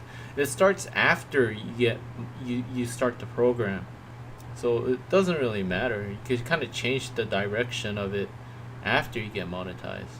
But even if so, it's just you can still post whatever you want. It's just that you're not gonna get paid for it, and which is the same thing what you're doing right now. So it's like might as well just get into the partnership program. And what works, it works, and what doesn't, it doesn't.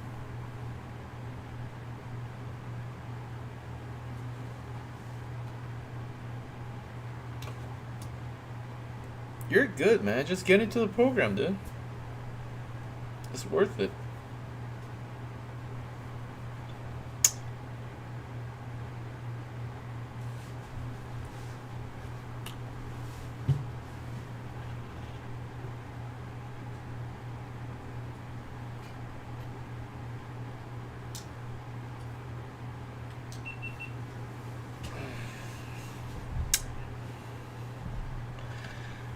All right. I think this is it for me. Nah, just apply it, dude. Just apply it. It's not close. It's not close. There's no time limit for it. It's just about applying. You just gotta apply to it with the AdSense or whatever. Like, go on your channel page and then you could apply for it. You got this, man. You got this. I am going to go out and buy some food, bro. I really, really, really, really, really appreciate you popping up, man. It was the most fun I had streaming, dude.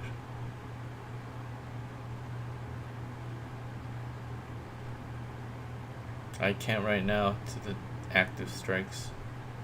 Yeah, it's just make a second channel, bro. Make a second channel. I know you could do it. A lot of people have 2 channels. I'm thinking about making another channel, so you got this, man. We'll talk about this more. Probably tomorrow, if you're available. Gonna probably stream tomorrow too. It's fucking addicting.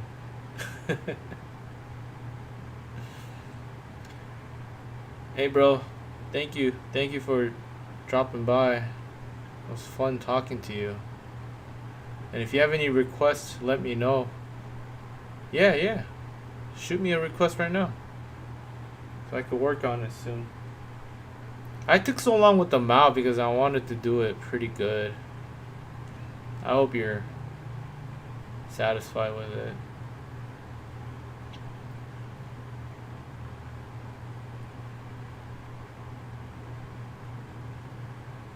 was the request. Let me write it down. Should totally draw a ship art of a diaper dog from the series Captain Underpants. See, I like Captain Underpants, dude. Ship art of diaper dog from the series Captain Underpants and Saruman. Ship dog? Ship art. What's ship art?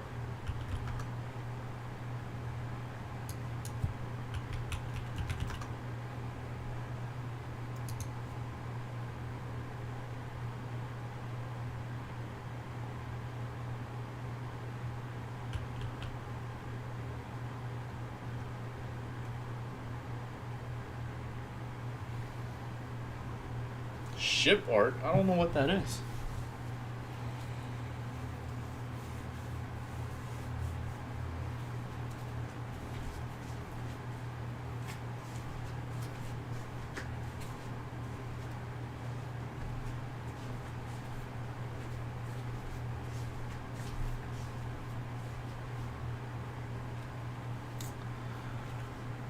Well, I'll do some research on it. I'll look into it, bro. Thank you for dropping by. I'll look into the ship art. But I like that. Captain Underpants.